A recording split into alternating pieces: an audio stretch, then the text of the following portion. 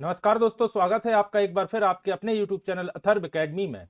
दोस्तों, ये हमारी आरआरबी 2024 की विभिन्न परीक्षाओं के लिए केमिस्ट्री की वीकली रिवीजन क्लास है, जिसमें आज हम देखेंगे केमिस्ट्री के लगभग 200 महत्वपूर्ण प्रश्नों को। तो वीडियो को पूरा जरूर देखिएगा। दोस्तों, यह 200 प्रश्न विगत वर्षों में आयोजित हुई आरआरबी की विभिन्न परीक्षाओं के अलावा कई स्टेट एग्जाम में भी बार बार रिपीट हुए हैं। और याद रखिएगा, साइंस आरआरबी के लिए एक निर्णायक सब्जेक्ट साबित होता है, तो यह वीडियो आपके लिए काफी महत्वपूर्ण है। आइए तो समय व्यर्थ ना करते हुए शुरू करते हैं आज की हमारी क्लास। आज की क्लास का पहला प्रश्न है, अत्यधिक किण्वन से आप क्या समझते हैं? ऑप्शन दिए गए हैं। यह न्यूक्लियर अपशिष्ट का विस्तारण करने की पद्धति है, यह कार्बनिक अपशिष्ट से मीथेन उत्पन्न करने की पद्धति है, यह वायुमंडल में सीओडी कम करने की पद्धति है, या यह अपशिष्ट जल में ईंधन के रूप में हाइड्रोजन उत्पन्न करने की पद्धति है। तो याद रखिएगा, इस प्रश्न का सही जवाब होगा अत्यधिक किण्वन का मतलब होता है यह अपशिष्ट जल में ईंधन के रूप में हाइड्रोजन उत्पन्न करने की एक पद्धति होती है। अगला प्रश्न है, निम्नलिखित में से कौन सा पदार्थ नाभिकीय रिएक्टर में मंदक का काम करता है? तो याद रखिएगा, आप सभी जानते हैं इसका सही जवाब होगा भारी जल या हैवी वाटर, जिसे आप H2O के नाम से भी जानते हैं। यह नाभिकीय रिएक्टर में मंदक का कार्य करता है। अगला प्रश्न है, हाइड्रोजन बम किस सिद्धांत पर आधारित है? दोस्तों, यह भी एक काफी महत्वपूर्ण प्रश्न है। ऑप्शन दिए गए हैं, नियंत्रित विखंडन अभिक्रिया पर, अनियंत्रित विखंडन अभिक्रिया पर, नियंत्रित संलयन अभिक्रिया पर, या अनियंत्रित संलयन अभिक्रिया पर। तो याद रखिएगा, हाइड्रोजन बम अनियंत्रित संलयन अभिक्रिया के सिद्धांत पर कार्य करता है। तो ऑप्शन नंबर डी इसका सही जवाब होगा। अगला प्रश्न है, बटर स्कॉच किसकी नवीन व्यापारिक किस्म है? ऑप्शन है गेंदा, गुलदाउदी, जैस्मिन या गुलाब। तो याद रखिएगा, बटर स्कॉच गुलाब की एक नवीन व्यापारिक किस्म है। अगला प्रश्न है, गहरा जामुनी यौगिक पदार्थ जो एंटीसेप्टिक एवं डिसइंफेक्टेंट की तरह उपयोग होता है वह क्या है? तो याद रखिएगा, गहरा जामुनी यौगिक पदार्थ जो कि एंटीसेप्टिक एवं डिसइंफेक्टेंट की तरह उपयोग में आता है वह है पोटेशियम परमैंगनेट। तो ऑप्शन नंबर सी इसका सही जवाब होगा, और इसे ही दोस्तों नीली दवा के नाम से भी जाना जाता है। अगला प्रश्न है, हवा में मौजूद निम्नलिखित गैसों में से कौन सी गैस शीतल के मलिनीकरण के लिए जिम्मेदार होती है? ऑप्शन है hydrogen sulphide, carbon dioxide, nitrogen या कार्बन मोनोऑक्साइड। तो याद रखिएगा, शीतल के मलिनीकरण के लिए हाइड्रोजन सल्फाइड गैस जिम्मेदार होती है। तो ऑप्शन नंबर ए इसका सही जवाब होगा। अगला प्रश्न है, गमेक्सिन, टीडीटी और ब्लीचिंग पाउडर महत्वपूर्ण यौगिक है। पूछा गया है यह तीनों किसके महत्वपूर्ण यौगिक है? याद रखिएगा, डीडीटी का पूर्ण रूप भी पूछा जाता है। तो डीडीटी का पूर्ण रूप होता है डाइक्लोरो डाइफिनाइल ट्राइक्लोरोमेथेन, और यह प्रश्न भी अधिकतर पूछा जाता है। और यह तीनों क्लोरीन के महत्वपूर्ण यौगिक होते हैं। अगला प्रश्न है, फोटोग्राफी प्लेट को विकसित करने में ऑप्शन दिए गए हैं, सोडियम थायोसल्फेट उपचायक की भांति उपयोग होती है। दूसरा ऑप्शन है, मुक्त ब्रोमीन निकलती है। तीसरा है, प्रकाश प्रभावित क्षेत्र से ऑक्सीकृत हो जाता है। और चौथा ऑप्शन दिया गया है, विकसित करने वाले घोल में तब तक रखा जाता है जब तक समस्त ब्रोमाइड घुल नहीं जाता। तो इसका सही जवाब होगा option number D. Photography plate को विकसित करने में उसे तब तक घोल में रखा जाता है जब तक उसका समस्त ब्रोमाइड घुल नहीं जाता। ऑप्शन नंबर डी इसका सही जवाब होगा। अगला प्रश्न है, शनि ग्रह यानी कि सैटर्न के छल्ले किसके बने होते हैं? शनि ग्रह आपने देखा होगा, इसके चारों तरफ रिंग बने होते हैं। तो पूछा गया है यह रिंग किसके बने होते हैं? ऑप्शन है गैसों और बादलों के, बर्फ और चट्टान के बड़े टुकड़ों के, वायु एवं तूफान के, या उपग्रह के। तो याद रखिएगा, एक प्रश्न और आता है कि सबसे अधिक उपग्रह किस ग्रह के हैं? इसका सही जवाब होता है शनि ग्रह के सबसे अधिक उपग्रह हैं। और इस प्रश्न में पूछा गया है छल्ले किसके बने होते हैं? तो याद रखिएगा, बर्फ एवं चट्टान के बड़े टुकड़ों के बने होते हैं शनि ग्रह के छल्ले। अगला प्रश्न है, कृत्रिम रूप से फलों को पकाने के लिए प्रयोग होने वाली गैस कौन सी है? दोस्तों, इस प्रश्न को आप चाहें तो डबल स्टार मार्क करिएगा, काफी महत्वपूर्ण प्रश्न है। ऑप्शन दिए गए हैं, मीथेन, इथेन, एथिलीन या एसिटिलीन। तो याद रखिएगा, कृत्रिम या आर्टिफिशियली रूप से फलों को पकाने के लिए एथिलीन गैस का प्रयोग किया जाता है। तो ऑप्शन नंबर सी इसका सही जवाब होगा। अगला प्रश्न है, बिजली से लगी आग बुझाने में क्या प्रयुक्त होता है? ऑप्शन दिए गए हैं, पायरीन अग्निशामक, खाग अग्निशामक, जल अग्निशामक या सोडा अम्ल अग्निशामक? तो याद रखिएगा बिजली से लगी आग को बुझाने के लिए खाग अग्निशामक का प्रयोग किया जाता है। तो ऑप्शन नंबर 20 का सही जवाब होगा। अगला प्रश्न है 2,4-D क्या है? तो याद रखिएगा 2,4-D एक तरह का खरपतवार नाशक होता है। तो ऑप्शन नंबर ए इसका सही जवाब होगा। अगला प्रश्न है किस प्रकार की अभिक्रिया से सबसे अधिक हानिकारक विकिरण पैदा होता है? ऑप्शन दिए गए हैं संलयन अभिक्रिया, विखंडन अभिक्रिया, रासायनिक अभिक्रिया या प्रकाश रासायनिक अभिक्रिया? तो याद रखिएगा पूछा गया है सबसे हानिकारक विकिरण पैदा होता है, तो इसका सही जवाब होगा विखंडन अभिक्रिया से सबसे हानिकारक विकिरण पैदा होता है। अगला प्रश्न है टिकिया या कैप्सूल वाली दवा की शीशियों में सिलिका जेल का एक छोटा पाउच रखा जाता है, उसका क्या कारण है? ऑप्शन दिए गए हैं गैसों के अवशोषण करने के लिए, शीशी को गर्म रखने के लिए, बैक्टीरिया को मारने के लिए या नमी को सोखने के लिए? तो याद रखिएगा टिकिया एवं कैप्सूल वाली दवा की शीशियों में नमी को सोखने के लिए सिलिका जेल का एक छोटा सा पाउच रखा जाता है। अगला प्रश्न है XeF4 किस संरचना की तरह है? सबसे पहले तो याद रखिएगा XeF4 का मतलब होता है xenon टेट्राफ्लोराइड और इसकी संरचना पूछी गई है। तो याद रखिएगा इसकी संरचना होती है इस तरह से होता है Xe, इधर होते हैं फ्लोराइड।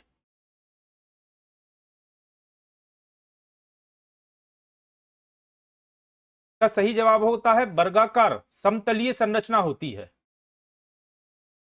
ऑप्शन नंबर ए इसका सही जवाब होगा। अगला प्रश्न है यदि चालू नाभिकीय रिएक्टर में कंट्रोल छड़ों का उपयोग नहीं किया जाए तो क्या होगा? ऑप्शन दिए गए हैं रिएक्टर कार्य करना बंद कर देगा, चयन प्रक्रिया सीमा से बाहर चली जाएगी, रिएक्टर में कार्य धीमा हो जाएगा या रिएक्टर यथावत कार्य करता रहेगा? तो याद रखिएगा यदि कंट्रोल छड़ों का प्रयोग नहीं किया जाता चालू नाभिकीय रिएक्टर में तो चयन प्रक्रिया की सीमा बाहर चली जाएगी। तो ऑप्शन नंबर 20 का सही जवाब होगा। अगला प्रश्न है निम्नलिखित में से कौन सा एक रासायनिक ऊर्जा एवं ऊष्मा का स्रोत होता है? याद रखिएगा दोनों चीजें पूछी गई हैं ऊर्जा एवं ऊष्मा। ऑप्शन है विटामिन, प्रोटीन, खनिज या चर्बी? तो इन चारों में से चर्बी एकमात्र ऐसा रसायन है जो ऊर्जा एवं ऊष्मा दोनों का स्रोत होता है। तो ऑप्शन नंबर डी इसका सही जवाब होगा। अगला प्रश्न है पल्सर क्या होते हैं? ऑप्शन दिए गए हैं पृथ्वी की ओर आ रहे तारे, पृथ्वी से दूर जा रहे तारे, तेजी से घूमने वाले न्यूट्रॉन तारे या उच्च तापमान वाले तारे? तो याद रखिएगा पल्सर का मतलब होता है तेजी से घूमने वाले तारे या तेजी से घूमने वाले तारों को ही पल्सर के नाम से जाना जाता है। तो ऑप्शन नंबर सी इसका सही जवाब होगा। अगला प्रश्न है निम्नलिखित में से कौन हास्य गैस के नाम से जानी जाती है? दोस्तों यह प्रश्न पहले कई एग्जाम से पूछा जा चुका है, लेकिन अधिकतर लोग नाइट्रस ऑक्साइड के नाम से जानते हैं, लेकिन कई बार इसके सूत्र से भी पूछ लिया जाता है। तो याद रखिएगा N2O नाइट्रस ऑक्साइड का सूत्र होता है जिसे हास्य गैस के नाम से भी जाना जाता है। अगला प्रश्न है समुद्र के पानी का खारापन समुद्र के पानी में कितने साधारण नमक की मात्रा से निश्चित होता है? सबसे पहले तो याद रखिएगा साधारण नमक का सूत्र पूछा जाता है NaCl, सोडियम क्लोराइड साधारण नमक को कहा जाता है और 1 किलो साधारण नमक की मात्रा से समुद्र के पानी का खारापन मापा जाता है या निश्चित किया जाता है। अगला प्रश्न है खमीर कक्ष से शक्कर से उफान से कौन सी गैस निकलती है? ऑप्शन है ऑक्सीजन, कार्बन डाइऑक्साइड, हाइड्रोजन या कार्बन मोनोऑक्साइड? तो याद रखिएगा खमीर कक्ष से शक्कर से उफान से कौन सी गैस निकलती है? तो कार्बन डाइऑक्साइड गैस निकलती है। तो ऑप्शन नंबर 20 का सही जवाब होगा। अगला प्रश्न है आग को ज्यादा शीघ्रता से बुझाया जा सकता है किसके द्वारा? ऑप्शन है बर्फ से, सामान्य तापमान वाले जल से, ज्यादा क्वथनांक वाले जल से या 0 डिग्री वाले जल से? तो याद रखिएगा ज्यादा क्वथनांक वाले जल से आग को शीघ्रता से या जल्दी बुझाया जा सकता है। तो ऑप्शन नंबर सी इसका सही जवाब होगा। अगला प्रश्न है उड़ने वाले गुब्बारे में कौन सी गैस भरी जाती है? ऑप्शन है ऑक्सीजन, हाइड्रोजन, नाइट्रोजन या कार्बन डाइऑक्साइड? तो याद रखिएगा उड़ने वाले गुब्बारे में हाइड्रोजन गैस का प्रयोग किया जाता है। तो ऑप्शन नंबर 20 का सही जवाब होगा। अगला प्रश्न है बिजली कड़कने के समय निम्न में से कौन सी गैस उत्पन्न होती है? ऑप्शन है nitrous oxide, nitrogen dioxide, nitric oxide या नाइट्रोजन? तो याद रखिएगा बिजली कड़कने के समय नाइट्रिक ऑक्साइड गैस उत्पन्न होती है? तो ऑप्शन नंबर सी इसका सही जवाब होगा। अगला प्रश्न है, जिस पानी में कैल्शियम बाइकार्बोनेट और मैग्नीशियम बाइकार्बोनेट जैसे खनिजों का उच्चतम स्तर होता है उसे क्या कहते हैं? तो आप सभी जानते हैं उसे ही कठोर जल कहा जाता है। तो ऑप्शन नंबर सी इसका सही जवाब होगा। अगला प्रश्न है, पृथ्वी के चारों ओर गैसों की चादर क्या कहलाती है? तो आप सभी जानते हैं पृथ्वी के चारों ओर गैसों की चादर को वायुमंडल कहा जाता है। तो ऑप्शन नंबर डी इसका सही जवाब है। इसके अलावा याद रखिएगा, एक प्रश्न और आता है कि ओजोन परत किस मंडल में स्थित होती है? तो इसका सही जवाब होता है समताप मंडल। यह प्रश्न भी काफी पूछा जाता है कि ओजोन परत किस मंडल में स्थित है। तो याद रखिएगा समताप मंडल। अगला प्रश्न है, सीएफसी। सीएफसी यानी कि आप सभी जानते होंगे क्लोरोफ्लोरोकार्बन का एक अणु श्रृंखला क्रिया के द्वारा कितने ओजोन अणुओं को नष्ट कर सकता है? ऑप्शन दिए गए हैं केवल एक, करीब 1 लाख, करीब 10 लाख या करीब 1 करोड़। तो याद रखिएगा सीएफसी का एक अणु श्रृंखला क्रिया के दौरान ओजोन अणुओं को लगभग 1 लाख ओजोन अणुओं को नष्ट कर सकता है। तो ऑप्शन नंबर 20 का सही जवाब होगा। दोस्तों, यह सभी प्रश्न पिछले वर्षों में हुई अलग अलग परीक्षाओं में पूछे जा चुके हैं, तो आपके एग्जाम की दृष्टि से काफी महत्वपूर्ण है। अगला प्रश्न है, वर्षा होने में निम्न में से किसकी महत्वपूर्ण भूमिका होती है? ऑप्शन दिए गए हैं शोधन की, बाष्पीकरण की, संघनन की या बाष्पीकरण एवं संघनन की। तो याद रखिएगा वर्षा होने के लिए बाष्पीकरण एवं संघनन दोनों की महत्वपूर्ण भूमिका होती है। तो ऑप्शन नंबर डी इसका करेक्ट जवाब होगा। अगला प्रश्न है, शुष्क बर्फ किसका ठोस रूप होता है? शुष्क बर्फ यानी कि ड्राई आइस आप सभी जानते हैं कार्बन डाइऑक्साइड का ठोस रूप होता है। तो ऑप्शन नंबर 20 का करेक्ट जवाब होगा। अगला प्रश्न है, प्लास्टर ऑफ पेरिस प्राप्त किया जाता है, यानी कि पूछा गया है प्लास्टर ऑफ पेरिस किससे प्राप्त किया जाता है? तो याद रखिएगा इसका सही जवाब होगा gypsum, option number A. Plaster of Paris gypsum से प्राप्त किया जाता है। अगला प्रश्न है, प्लास्टर ऑफ पेरिस का रासायनिक सूत्र क्या है? दोस्तों, यह प्रश्न पहले कई एग्जाम से पूछा जा चुका है और आप चाहे तो इसे ट्रिपल स्टार मार्क करिएगा और याद रखिएगा प्लास्टर ऑफ पेरिस का रासायनिक सूत्र होता है CaSO4 हाफ H2O। तो ऑप्शन नंबर 20 का करेक्ट जवाब होगा। इसे याद रखिएगा CaSO4 हाफ H2O। अगला प्रश्न है, धातुओं की वेल्डिंग के लिए निम्न में से किन गैसों के मिश्रण का उपयोग किया जाता है? यह प्रश्न भी पहले कई एग्जाम से पूछा जा चुका है। ऑप्शन दिए गए हैं ऑक्सीजन एवं हाइड्रोजन, ऑक्सीजन एवं हाइड्रोक्साइड, ऑक्सीजन एवं मीथेन या ऑक्सीजन एवं एसिटिलीन। तो याद रखिएगा धातुओं की वेल्डिंग के लिए ऑक्सीजन एवं एसिटिलीन गैसों का मिश्रण उपयोग में लिया जाता है। तो ऑप्शन नंबर डी इसका सही जवाब होगा। अगला प्रश्न है, इनमें से कौन सा बेयर अभिकर्मक के नाम से जाना जाता है? बेयर अभिकर्मक याद रखिएगा, ऑप्शन दिए गए हैं पोटेशियम परमैंगनेट का क्षारीय तनु विलयन, पोटेशियम परमैंगनेट का अम्लीय सांद्र विलयन, पोटेशियम परमैंगनेट का अम्लीय विलयन या पोटेशियम परमैंगनेट का उदासीन विलयन। तो याद रखिएगा पोटेशियम परमैंगनेट का क्षारीय तनु विलयन बेयर अभिकर्मक के रूप में जाना जाता है या बेयर अभिकर्मक के नाम से जाना जाता है। तो ऑप्शन नंबर ए इसका सही जवाब होगा। अगला प्रश्न है, घाव पर फिटकरी लगाने से रक्त रिसाव रुक जाता है क्योंकि? ऑप्शन दिए गए हैं फिटकरी रक्त को स्कंदित करके थक्का बना देता है, यही ऑप्शन इसका सही है, ऑप्शन नंबर ए। फिटकरी रक्त को स्कंदित करके रक्त का थक्का बना देती है। अगला प्रश्न है, परम तापमान का पैमाना कौन सा होता है? परम तापमान का मतलब होता है पॉसिबल मिनिमम टेम्परेचर, और आपने सुना होगा -273.15 degree Celsius possible minimum temperature होता है, लेकिन इसका पैमाना पूछा गया है। तो याद रखिएगा -273.15 डिग्री सेल्सियस के बराबर होता है 0 केल्विन, और 0 केल्विन को ही परम तापमान का पैमाना माना जाता है। तो इसका सही जवाब होता है ऑप्शन नंबर सी, केल्विन। अगला प्रश्न है, pH 6 को विलयन प्राप्त करने के लिए pH 3 के विलयन को कितनी बार तनुकृत किया जाएगा? तो याद रखिएगा pH 6 के विलयन को प्राप्त करने के लिए pH 3 के विलयन को लगभग 1000 बार तनुकृत किया जाता है। तो ऑप्शन नंबर डी इसका सही जवाब होगा। और यह सभी प्रश्न आपके एग्जाम की दृष्टि से काफी महत्वपूर्ण है, याद रखिएगा। अगला प्रश्न है, निम्नलिखित में से कौन सी गैस पॉप की ध्वनि के साथ जलती है? यह भी काफी महत्वपूर्ण प्रश्न है। ऑप्शन में दिया गया है oxygen, hydrogen, nitrogen dioxide, sulphur dioxide. तो याद रखिएगा हाइड्रोजन गैस जलाने पर पॉप की ध्वनि के साथ जलती है, तो ऑप्शन नंबर 20 का सही जवाब होगा। अगला प्रश्न है, लवण जो जल का अवशोषण करता है वह कहलाता है? तो याद रखिएगा उसे हाइग्रोस्कोपिक लवण कहा जाता है, जो लवण जल का अवशोषण करता है। अगला प्रश्न है, किसी छात्र के पास हल्दी का गाढ़ा पेस्ट है, इस पेस्ट को हाइड्रोक्लोरिक अम्ल यानी कि HCl और सोडियम हाइड्रोक्साइड के जलीय विलयन में अलग अलग डालने पर वह किस रंग का प्रेक्षण करेगा?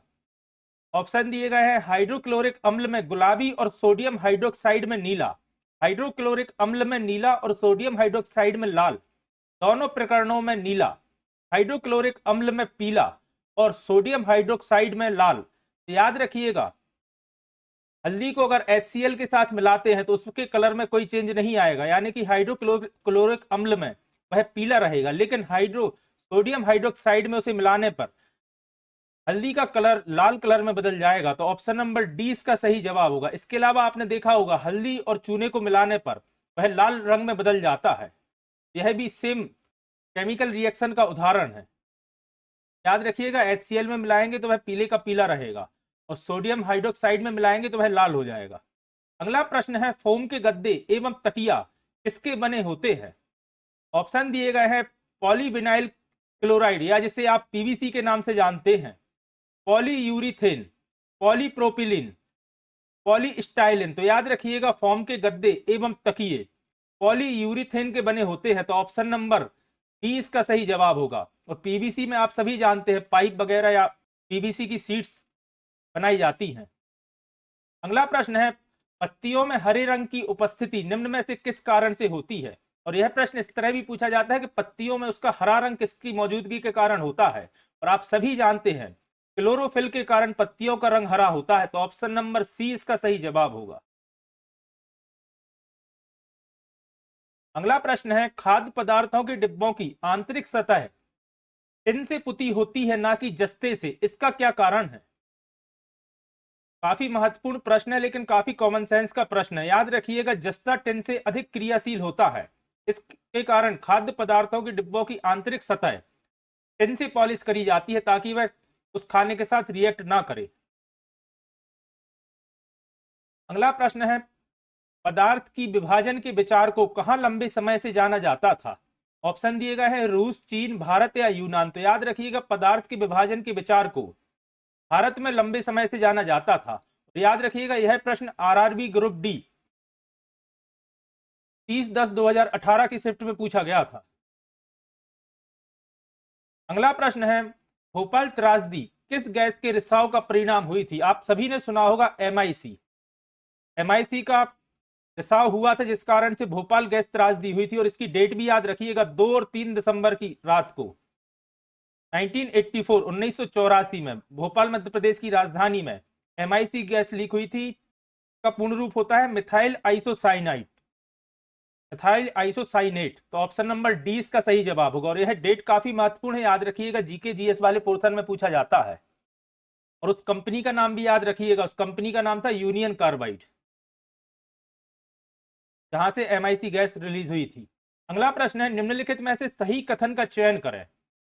पहला कथन दिया है स्कैंडियम सबसे हल्की धातु है। याद रखिएगा इस प्रश्न से आपको 3 से 4 प्रश्न बनेंगे। सबसे अगर हल्की धातु की बात की जाए तो लिथियम सबसे हल्की धातु होती है। और अगर सबसे भारी धातु की बात की जाए तो ऑस्मियम सबसे भारी धातु होती है जिसका एटॉमिक नंबर होता है 76।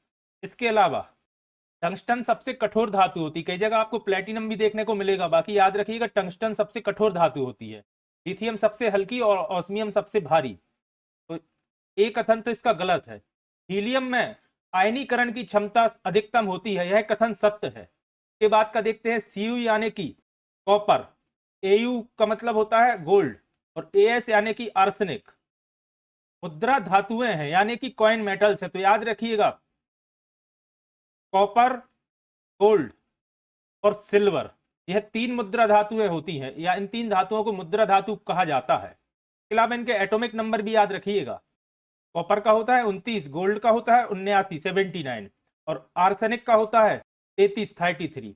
फिर कथन दिया है ऐसी यानी कि सेलेनियम, एफआर यानी कि फ्रेंसियम, एजी आप सभी जानते हैं मरकरी, कैल्शियम एवं ब्रोमीन तरल तत्व है। तो याद रखिएगा अगर रूम टेम्परेचर की बात की जाए तो मरकरी और ब्रोमीन रूम टेम्परेचर पर तरल अवस्था में रहते हैं, यानी कि लिक्विड फॉर्म में रहते हैं, बाकी इनके अलावा यह नहीं रहते। तो ऑप्शन नंबर 20 का सही जवाब होगा हीलियम में आयनीकरण की क्षमता अधिकतम होती है। बाकी यह तीनों कथन गलत है। अगला प्रश्न है मीठे शीतल पेय का प्रमुख घटक क्या होता है। मीठे शीतल पेय से इनका मतलब है सॉफ्ट ड्रिंक या कोल्ड ड्रिंक्स का प्रमुख घटक क्या होता है। तो आप सभी जानते हैं कार्बोनेट पानी होता है। तो ऑप्शन नंबर ए इसका करेक्ट जवाब होगा। अगला प्रश्न है ग्लिसरॉल को किसके साथ मिलाने पर लिपिड बनते हैं। ऑप्शन है बसीय अम्ल, पेप्टाइड, ओलियोगोसेकेराइट या डिसेकेराइट। तो याद रखिएगा ग्लिसरॉल को बसीय अम्ल के साथ मिलाने पर लिपिड बनता है। तो ऑप्शन नंबर ए इसका सही जवाब होगा।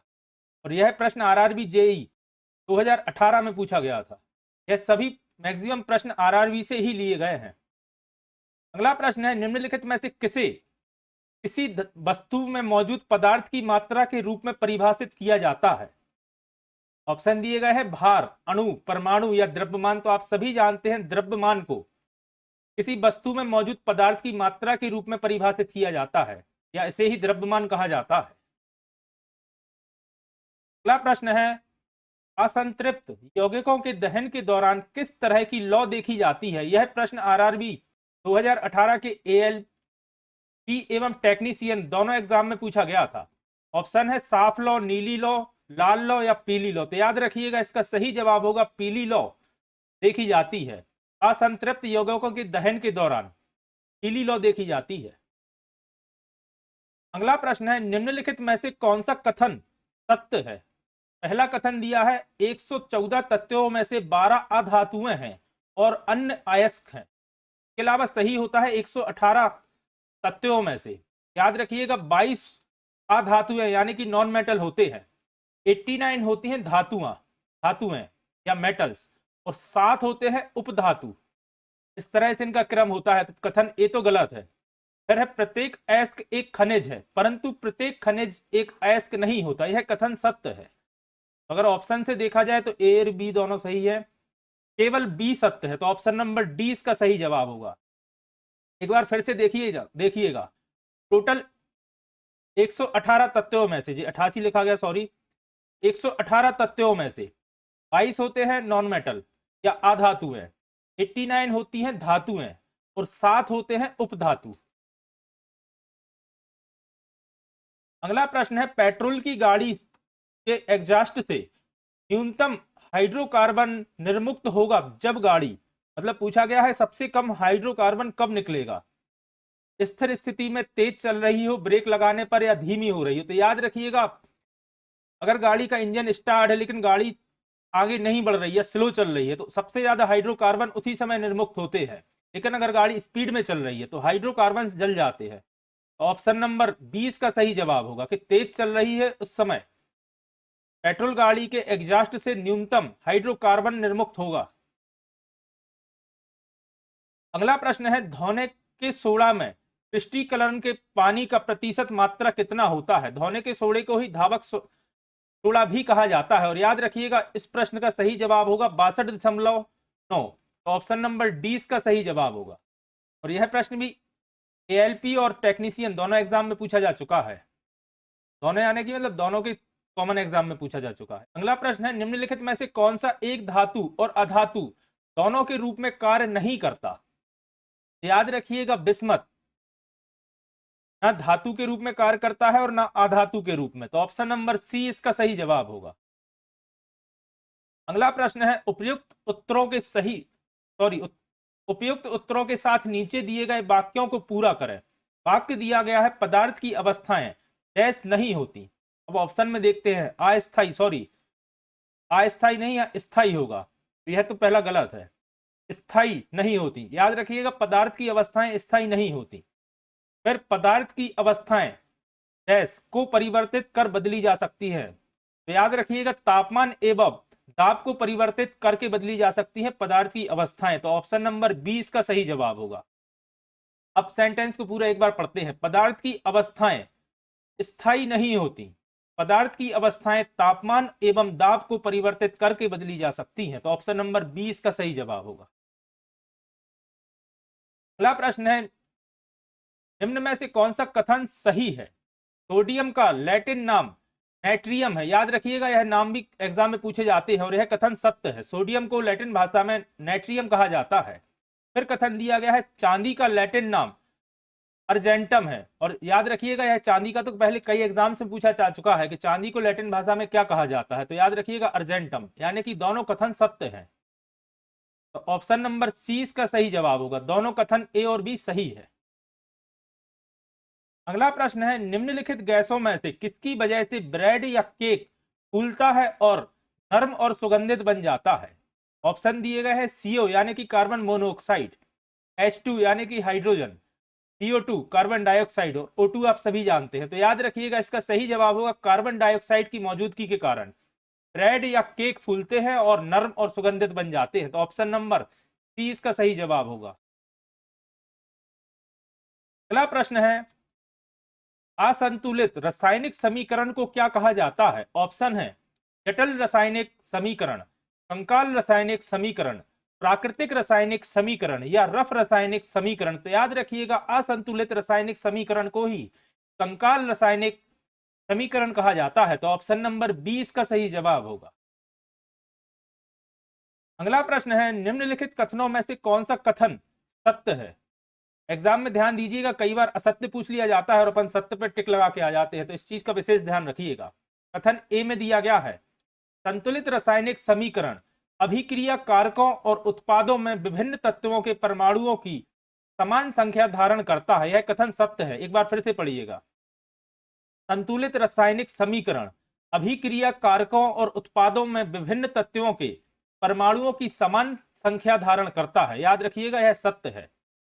दूसरा कथन दिया गया है असंतुलित रासायनिक समीकरण अभिक्रिया कारकों और उत्पादों में एक या अधिक तत्वों के परमाणुओं की असमान संख्या धारण करता है। यह दोनों कथन सत्य है। ऑप्शन नंबर ए इसका करेक्ट जवाब होगा। ए और बी दोनों सत्य है। इस तरह के प्रश्न से किसी एक कथन से भी प्रश्न बन सकता है, याद रखिएगा, इस वजह से मैंने 2 बार रिपीट किया रही। अगला प्रश्न है, निम्नलिखित में से कौन सा अवलोकन हमें यह निर्धारित करने में मदद करता है कि रासायनिक अभिक्रिया हुई है या नहीं? स्थिति बदलना। तो याद रखिएगा स्थिति बदलने से अपन यह निर्धारित कर सकते हैं कि रासायनिक अभिक्रिया हुई है। रंग बदलना, रंग बदलने से भी अपन निर्धारित कर सकते हैं। गैस उत्सर्जन, यह भी सत्य है। दिए गए सभी विकल्प, तो ऑप्शन नंबर डी इसका सही जवाब होगा। याद रखिएगा स्थिति बदलना, रंग बदलना और गैस उत्सर्जन, इन तीनों से हम यह निर्धारित करने में मदद करता है कि रासायनिक अभिक्रिया हुई है। अगला प्रश्न है, उस विकल्प का चयन करें जो दूसरे कॉलम के घटकों के साथ पहले कॉलम के घटकों से सही रूप से मेल करता है। यानी कि कॉलम 1 को कॉलम 2 के साथ मिलाना है। कॉलम ए में दिया है तत्व जो निश्चित अनुपात में मिश्रित होते हैं। फिर दिया है परमाणु विखंडन नहीं हो सकते। तीसरा दिया है सल्फेट और ऑक्सालेट, यहां थोड़ी सी मिसप्रिंट है, आयन है, आयन ऋणात्मक होते हैं, जबकि मैग्नीशियम और चौथे में दिया है किसी तत्व के ग्राम परमाणु द्रव्यमान और किसी यौग के ग्राम अणु द्रव्यमान में होते हैं। सेकेंड कॉलम में दिया है डाल्टन का परमाणु सिद्धांत। तो डाल्टन का परमाणु सिद्धांत होता है परमाणु विखंडन नहीं हो सकते, तो यानी कि बी का हुआ 1। फिर दिया है परमाणुओं की संख्या समान होती है। फिर दिया है स्थल अनुपात का नियम। तो याद रखिएगा स्थल अनुपात का नियम होता है तत्व जो निश्चित अनुपात में मिश्रित होते हैं, यानी कि ए का होगा 3। और अमोनियम आयन धनात्मक होते हैं। और सी कॉलम में दिया है सल्फेट और ऑक्सलेट आयन ऋणात्मक होते हैं, जबकि मैग्नीशियम और, यहां और के बाद छोड़ दिया गया है तो उसके आगे आएगा अमोनियम आयन धनात्मक होते हैं, यानी कि सी का होगा 4।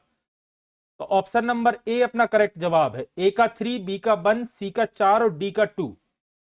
यह प्रश्न आरआरबी, एएलपी एवं टेक्नीशियन 31/8/2018 की शिफ्ट में पूछा गया था। अगला प्रश्न है, इनमें से कौन सा खनिज सबसे नर्म है?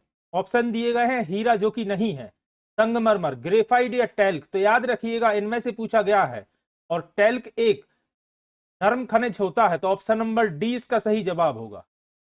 अगला प्रश्न है, ठोस CO2 यानी कार्बन डाइऑक्साइड को शुष्क बर्फ क्यों कहा जाता है? सबसे पहले तो यह प्रश्न आता है कि शुष्क बर्फ किसे कहा जाता है, तो याद रखिएगा कार्बन डाइऑक्साइड को। अब पूछा गया है क्यों कहा जाता है।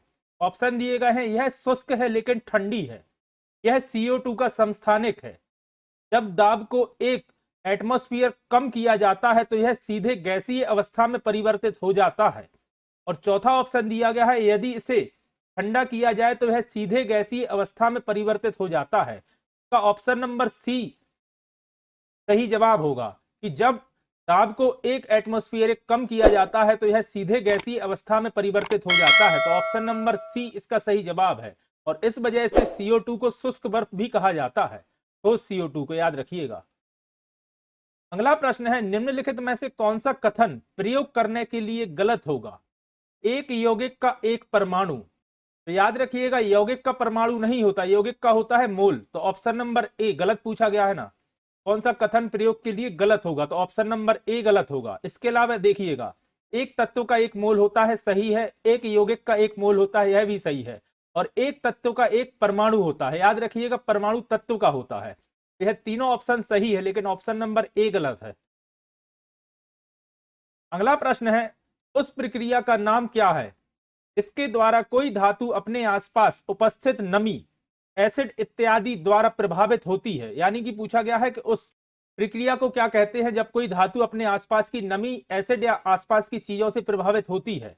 ऑप्शन दिए गए हैं, अपचयन, ऑक्सीकरण, अम्ल वर्षा या संक्षारण। तो याद रखिएगा उस प्रक्रिया को संक्षारण कहा जाता है जब कोई धातु अपने आसपास उपस्थित नमी या एसिड इत्यादि से प्रभावित होती है। तो दोस्तों यह सभी प्रश्न काफी महत्वपूर्ण है जो पहले प्रीवियस ईयर के एग्जाम से पूछे जा चुके हैं। अगला प्रश्न है, निम्नलिखित कथन पर विचार कीजिए। एक वास्तविक गैस परफेक्ट गैस के नियम का पालन करती है जब वह बहुत, पूछा गया है जब वह बहुत उच्च तापमान पर होती है, उच्च दाब पर होती है या कम दाब पर होती है। यहाँ थोड़ी सी मिसप्रिंट है, कम है, कम दाब पर होती है। क्वेश्चन को देख के समझ में आ रहा होगा कि 2 और 3 में से तो विकल्प कोई एक ही होगा, या उच्च दाब पर हो सकती है या कम दाब पर हो सकती है। इसके अलावा वह उच्च तापमान पर होती है, यह कथन सत्य है, और कम दाब पर होती है, यानी कि ऑप्शन नंबर ए और 3 इसका सही विकल्प होगा। तो ऑप्शन नंबर बी इसका सही जवाब है। एक तथा 3। एक वास्तविक गैस परफेक्ट गैस के नियम का पालन तब करती है जब वह उच्च तापमान पर हो और कम दाब पर हो। तो ऑप्शन नंबर 20 का करेक्ट जवाब होगा। अगला प्रश्न है, निम्नलिखित में से किस तत्व को बंडल एलिमेंट के नाम से, यहां मिसप्रिंट है, वंडर है, ये वंडर एलिमेंट के नाम से जाना जाता है? सोना, लिथियम, टाइटेनियम या पारा। तो याद रखिएगा यह काफी महत्वपूर्ण प्रश्न है और पहले कई एग्जाम से पूछा जा चुका है, और टाइटेनियम को ही वंडर एलिमेंट के नाम से जाना जाता है। अगला प्रश्न है, निम्नलिखित में से कौन सा कथन सत्य है? कथन ए में दिया गया है, यदि हम तापमान कम करते हैं और दबाव बढ़ाते हैं तो हम वायुमंडलीय गैसों को द्रव्यीय अवस्था में बदल सकते हैं। यह कथन सत्य है। फिर दिया है, एक ठंडे दिन का अर्थ है वायुमंडलीय तापमान का उच्च है, वायुमंडलीय तापमान उच्च है और हवा की आर्द्रता कम है। इन दोनों कारकों से बाष्पीकरण की दर में वृद्धि होती है और इस प्रकार भारी शीतलहर का उत्पादन होता है। यह कथन गलत है, यानी कि कथन ए केवल सही है। ऑप्शन में दिया गया है ऑप्शन नंबर सी, केवल ए सत्य है। अगला प्रश्न है, निम्नलिखित में से कौन सा कथन सत्य है? टाइप के प्रश्न अधिकतर एग्जाम में पूछे जाते हैं, याद रखिएगा।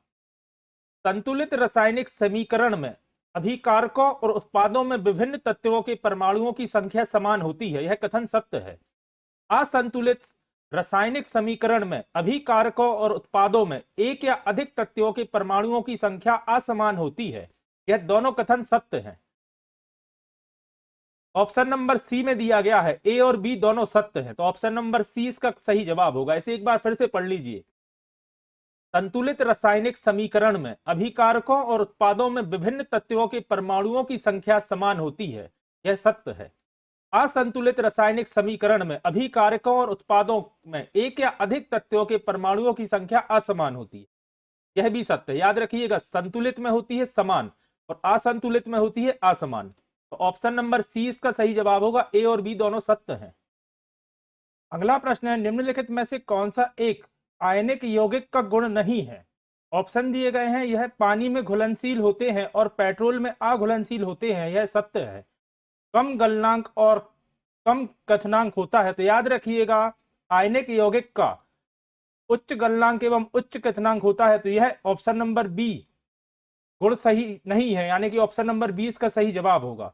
इसके अलावा याद रखिएगा, यह ठोस और मजबूत होते हैं और जैसा कि अपन ने डिस्कस किया, इनका उच्च गलनांक एवं उच्च क्वथनांक होता है। तो डी और डी भी सही है, यानी कि ऑप्शन नंबर 20 का करेक्ट जवाब होगा। अगला प्रश्न है, इनमें से कौन सा पदार्थ फ्लोरोसेंट ट्यूब में उपस्थित गैसों की प्रकृति के आधार पर एक विशेष रंग के साथ चमकता है? याद रखिएगा, एक विशेष रंग के साथ प्लाज्मा चमकता है। तो ऑप्शन नंबर ए इसका सही जवाब होगा। इसके अलावा ऑप्शन दिए गए हैं, हाइड्रोजन, बॉस आइंस्टाइन संघनन, यह एक ही है। और ऑप्शन नंबर डी में दिया गया है हीलियम, लेकिन इसका सही जवाब होगा प्लाज्मा, जो कि एक विशेष रंग के साथ चमकता है। अगला प्रश्न है, निम्नलिखित में से किसका गलनांक बहुत ही भिन्न होता है? तो याद रखिएगा, यह प्रश्न पहले कई एग्जाम से पूछा जा चुका है कि किसका गलनांक बहुत भिन्न होता है, और इसका सही जवाब होगा Na, यानी कि सोडियम। इसका एटॉमिक नंबर भी याद रखिएगा, इसका एटॉमिक नंबर होता है 11। और अगर इसके गलनांक की बात की जाए तो 97.81 डिग्री सेल्सियस इसका गलनांक होता है, जो कि काफी भिन्न है।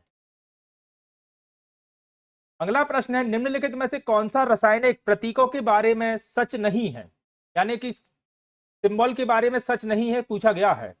वह तत्वों के नाम के लिए एक आशुलिपि संकेतन है। आशुलिपि संकेतन का मतलब होता है शॉर्ट हैंड संकेतन, यह सत्य है। यह प्रतीक एक या दो अक्षरों के होते हैं। तो आप सभी जानते हैं, सिंबल एक या दो अक्षरों के होते हैं। ये जेम्स चैडविक और जे थॉमसन द्वारा प्रस्तावित किए गए थे, यह कथन गलत है। फिर दिया है, क्लोरीन का रासायनिक प्रतीक Cl होता है। तो आप सभी जानते हैं, क्लोरीन का रासायनिक प्रतीक Cl होता है। तो ऑप्शन नंबर सी इसका सही जवाब होगा कि यह जेम्स चैडविक एवं जे थॉमसन द्वारा प्रस्तावित किए गए थे, यह कथन गलत है। अगला प्रश्न है, ब्राउनियन गति की खोज किसने की थी? तो याद रखिएगा, ब्राउनियन गति की खोज की थी रॉबर्ट ब्राउन ने। तो ऑप्शन नंबर सी इसका सही जवाब है। इसके अलावा ऑप्शन देखिएगा, आइजैक न्यूटन, वेंडल ब्राउन या जॉन ब्राउन। तो याद रखिएगा, रॉबर्ट ब्राउन ने ब्राउनियन गति की खोज की थी। अगला प्रश्न है, ओजोन में ऑक्सीजन के कितने परमाणु होते हैं? तो आप सभी जानते हैं, ओजोन में ऑक्सीजन के 3 परमाणु होते हैं। तो ऑप्शन नंबर ए इसका सही जवाब होगा। अगला प्रश्न है, सही मिलान करें। पहली लिस्ट में दिया गया है मरकरी, फिर सेमीकंडक्टर, जर्मेनियम, मैनोमीटर। तो मरकरी तो मैनोमीटर में उपयोग किया जाता है, आप सभी जानते हैं। एल्कोहल वुड नेफ्था में उपयोग किया जाता है। तो सी का होगा 3। नाइक्रोम, नाइक्रोम आप सभी जानते हैं, रेजिस्टेंस वायर में उपयोग किया जाता है, यानी कि सी का 3, डी का 4 और ए का 2। तो जर्मेनियम सेमीकंडक्टर में उपयोग किया जाता है, बी का ए। अपना ऑप्शन नंबर ए इसका सही जवाब होगा। मरकरी मैनोमीटर यानी ए का 2, जर्मेनियम सेमीकंडक्टर बी का 1, एल्कोहल वुड नेफ्था में प्रयोग किया जाता है तो सी का 3, नाइक्रोम रेजिस्टेंस वायर में प्रयोग किया जाता है तो डी का 4, यानी कि ऑप्शन नंबर ए इसका करेक्ट जवाब होगा। अगला प्रश्न है, जलीय अणुओं द्वारा आकर्षित होने वाले समूह को क्या कहा जाता है?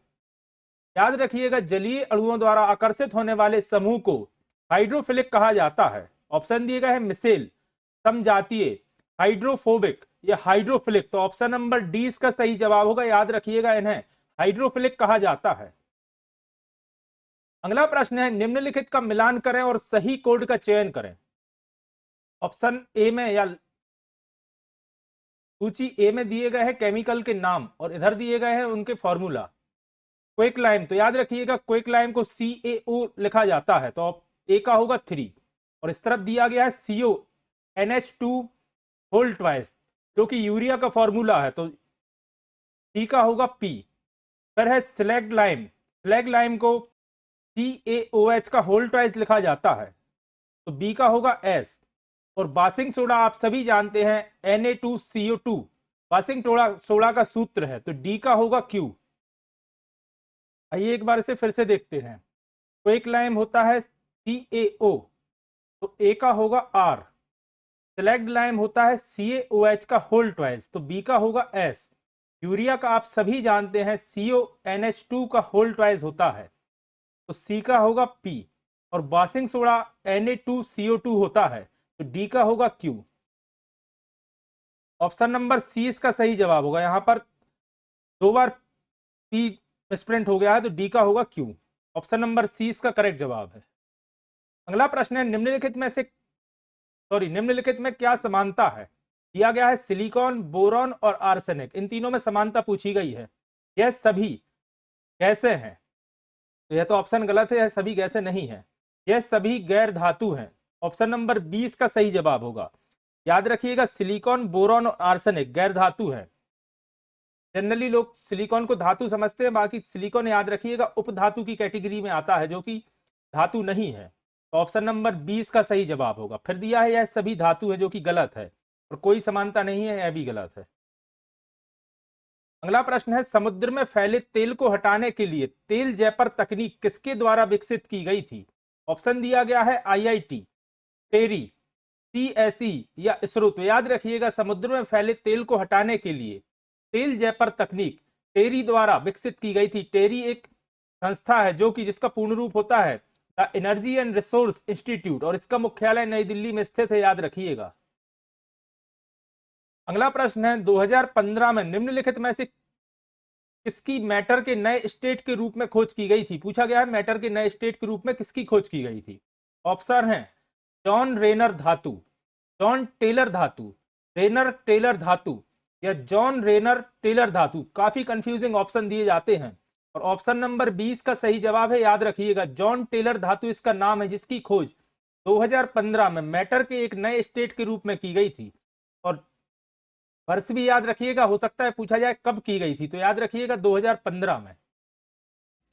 अगला प्रश्न है, दो अस्थिर तरल पदार्थ मेथिल अल्कोहल एवं एसीटोन को अलग करने के लिए किस प्रक्रिया का प्रयोग किया जा सकता है?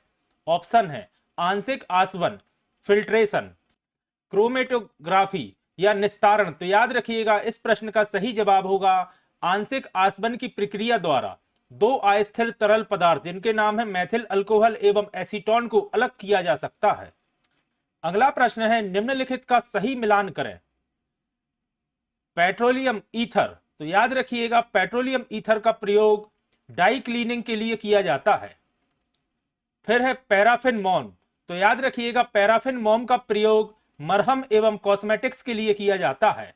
फिर है एस्फाल्ट एवं कोक, तो याद रखिएगा, एस्फाल्ट एवं कोक का प्रयोग छत और सड़क निर्माण में इलेक्ट्रोड की तरह किया जाता है। और डी में दिया गया है गैसोलीन, तो याद रखिएगा, गैसोलीन का प्रयोग ईंधन के रूप में किया जाता है। तो इसका सही क्रम होगा ए का 2, पेट्रोलियम ईथर का प्रयोग ड्राई क्लीन के लिए किया जाता है। बी का पैराफिन मोम का प्रयोग मरहम के तौर पर किया जाता है, तो बी का 4।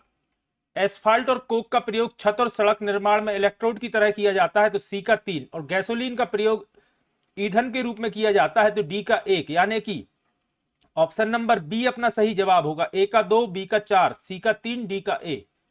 आइए बढ़ते हैं अपने अगले प्रश्न की तरफ। आशुद्ध जल में मछली क्यों जीवित नहीं रह सकती? याद रखिएगा, आशुद्ध जल का मतलब होता है डिस्टिल्ड वाटर, और डिस्टिल्ड वाटर में मछली क्यों जीवित नहीं रह सकती प्रश्न में पूछा गया है। ऑप्शन दिए गए हैं, उसमें सांस नहीं ले सकते, प्रसारण मछली के शरीर के तरल पदार्थ को पतला कर देती है, प्रसारण का मतलब होता है ऑस्मोसिस। फिर ऑप्शन दिया गया है, इसमें ऑक्सीजन नहीं होता, और अगला ऑप्शन है, इसमें भोजन नहीं होता। तो याद रखिएगा, इस प्रश्न का सही जवाब होता है परासरण मछली के शरीर के तरल पदार्थ को पतला कर देता है। यहाँ थोड़ी सी मिसप्रिंट है, परासरण है, परासरण का मतलब होता है ऑस्मोसिस। तो ऑप्शन नंबर 20 का सही जवाब होगा कि ऑस्मोसिस के कारण मछली के तरल पदार्थ पतले हो जाते हैं, मछली के शरीर के तरल पदार्थ। अगला प्रश्न है, HCFCS का विस्तार क्या है? ऑप्शन दिए गए हैं हाई डेंसिटी क्लोरोफ्लोरोकार्बन, क्लोरोफ्लोरोकार्बन यानी कि CFC आप सभी जानते हैं, हाइड्रोक्लोरोफ्लोरोकार्बन, हाइड्रेटेड क्लोरोफ्लोरोकार्बन या हीटेड क्लोरोफ्लोरोकार्बन। तो याद रखिएगा, HC HCS का पूर्ण रूप होता है हाइड्रोक्लोरोफ्लोरोकार्बन। तो ऑप्शन नंबर 20 का सही जवाब होगा। CFC का भी एग्जाम में पूछा जाता है, याद रखिएगा, क्लोरोफ्लोरोकार्बन CFC का होता है और HCFCS का होता है हाइड्रोक्लोरोफ्लोरोकार्बन। तो ऑप्शन नंबर 20 का सही जवाब है। अगला प्रश्न है, शुद्ध पानी किस प्रकार का विद्युतीय चालक होता है? यानी कि पूछा गया है शुद्ध पानी किस तरह का विद्युत का चालक होता है। ऑप्शन है औसत, अच्छा, खराब या सुपर। तो आप सभी जानते हैं शुद्ध पानी विद्युत का खराब चालक होता है। तो ऑप्शन नंबर सी इसका सही जवाब होगा, खराब चालक। अगला प्रश्न है, इसमें से किसे फल पकाने के लिए प्रयोग किया जाता है? ऑप्शन है calcium carbide, ammonium nitrate, acetylene या कैल्शियम कार्बाइड एवं एसिटिलीन दोनों। तो याद रखिएगा फल को पकाने के लिए इन दोनों का प्रयोग किया जाता है, कैल्शियम कार्बाइड का भी और एसिटिलीन का भी। तो ऑप्शन नंबर डी इसका सही जवाब होगा, दोनों। अगला प्रश्न है, निम्नलिखित में से कौन सा कथन गलत है? याद रखिएगा गलत पूछा गया है। ऑप्शन दिए गए हैं, ठोस पदार्थ का आकार अनिश्चित होता है, लेकिन आप सभी जानते हैं ठोस पदार्थ का आकार निश्चित होता है, यानी कि ऑप्शन नंबर ए इसका गलत है, यानी कि सही जवाब है। फिर ऑप्शन दिया गया है, ठोस पदार्थ का आयतन निश्चित होता है, यह सही है। ठोस पदार्थ कठोर होते हैं, आप सभी जानते हैं। ठोस पदार्थ लगभग असंपीडनीय होते हैं, यह कथन भी सत्य है, यानी कि ऑप्शन नंबर ए इसका सही जवाब है, क्योंकि प्रश्न में पूछा गया था गलत कथन।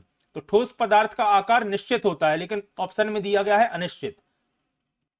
अगला प्रश्न है, आधुनिक रसायन शास्त्र का जनक किसे कहा जाता है या किसे माना जाता है?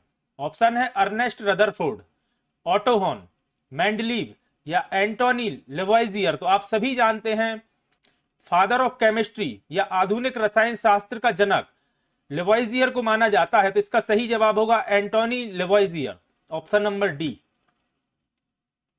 और दोस्तों यह सभी प्रश्न आपके एग्जाम की दृष्टि से काफी महत्वपूर्ण है, क्योंकि यह सभी प्रश्न पहले कई एग्जाम्स में बार बार रिपीट हो चुके हैं और आपके एग्जाम में आने की भी इनकी पूर्ण संभावना है। अगला प्रश्न है, क्लोरोफॉर्म सॉल्यूशन में नाइट्रोजन के किस ऑक्साइड का प्रयोग किया जाता है? ऑप्शन है nitric oxide, nitrogen dioxide, nitrous oxide या नाइट्रोजन पेंटॉक्साइड। तो याद रखिएगा क्लोरोफॉर्म के सॉल्यूशन में नाइट्रोजन पेंटॉक्साइड का प्रयोग किया जाता है। तो ऑप्शन नंबर डी इसका सही जवाब होगा। अगला प्रश्न है, गैस की लौ का कौन सा भाग सर्वाधिक गर्म होता है? ऑप्शन है चमकदार भाग, बिना चमकदार भाग, गैस की लौ का नीला भाग या गहरा भाग। तो याद रखिएगा गैस की लौ का नीला भाग सर्वाधिक गर्म होता है। तो ऑप्शन नंबर सी इसका सही जवाब होगा। आइए बढ़ते हैं अपने अगले प्रश्न की तरफ। अगला प्रश्न है, स्टर्लिंग सिल्वर की न्यूनतम 1000वें भाग की शुद्धता क्या है? तो याद रखिएगा ऑप्शन दिए गए हैं 916, 925, 935 या 950। तो याद रखिएगा स्टर्लिंग सिल्वर के न्यूनतम 1000वें भाग की शुद्धता होती है 925। तो ऑप्शन नंबर बी इसका सही जवाब होगा। अगला प्रश्न है, निम्नलिखित कथनों में से कौन सा कथन सत्य है? ऑप्शन दिए गए हैं पानी हाइड्रोजन और ऑक्सीजन का मिश्रण है। तो याद रखिएगा पानी हाइड्रोजन और ऑक्सीजन का मिश्रण नहीं होता, पानी नाइट्रोजन और ऑक्सीजन का एक यौगिक है। पानी हाइड्रोजन और ऑक्सीजन का यौगिक है। तो याद रखिएगा पानी हाइड्रोजन एवं ऑक्सीजन का यौगिक होता है, ना कि मिश्रण। तो ऑप्शन नंबर सी इसका सही जवाब होगा। तो पानी एक मूल तत्व है, तो यह कथन भी गलत है। अगला प्रश्न है, निम्नलिखित में से कौन सा कथन रेत पानी फिल्टर के संदर्भ में सही नहीं है? याद रखिएगा गलत पूछा गया है, रेत पानी फिल्टर यानी सैंड फिल्टर की बात की जा रही है। ऑप्शन है यह रोग जनित परजीवियों को निष्क्रिय करता है या मार देता है, यह अवसादन के बड़े कणों को हटा देता है, यह निस्पंदन छोटे कणों को हटा देता है। यह तीनों कथन सत्य है। उच्च गुणवत्ता वाला पानी हमेशा सुनिश्चित होता है। तो यह इसका कथन गलत है, उच्च गुणवत्ता वाला पानी हमेशा सुनिश्चित नहीं होता इसमें। तो ऑप्शन नंबर डी इसका सही जवाब होगा। अगला प्रश्न है, निम्नलिखित में से कौन सा कथन सत्य है? कथन ए में दिया गया है, यदि हम तापमान और दाब बढ़ाते हैं तो हम वायुमंडलीय गैसों को द्रव अवस्था में बदल सकते हैं। तो यह कथन गलत है, क्योंकि तापमान कम किया जाता है और दाब बढ़ाया जाता है, तब जाकर वायुमंडलीय गैस द्रवीय अवस्था में बदल सकती है। फिर दिया गया है, एक गर्म शुष्क दिन का अर्थ है वायुमंडल का तापमान कम है और हवा की आर्द्रता ज्यादा है, इन दोनों कारकों से बाष्पीकरण की दर में वृद्धि होती है और इस प्रकार भारी मात्रा में सर्दी होती है, तो यह कथन भी गलत है।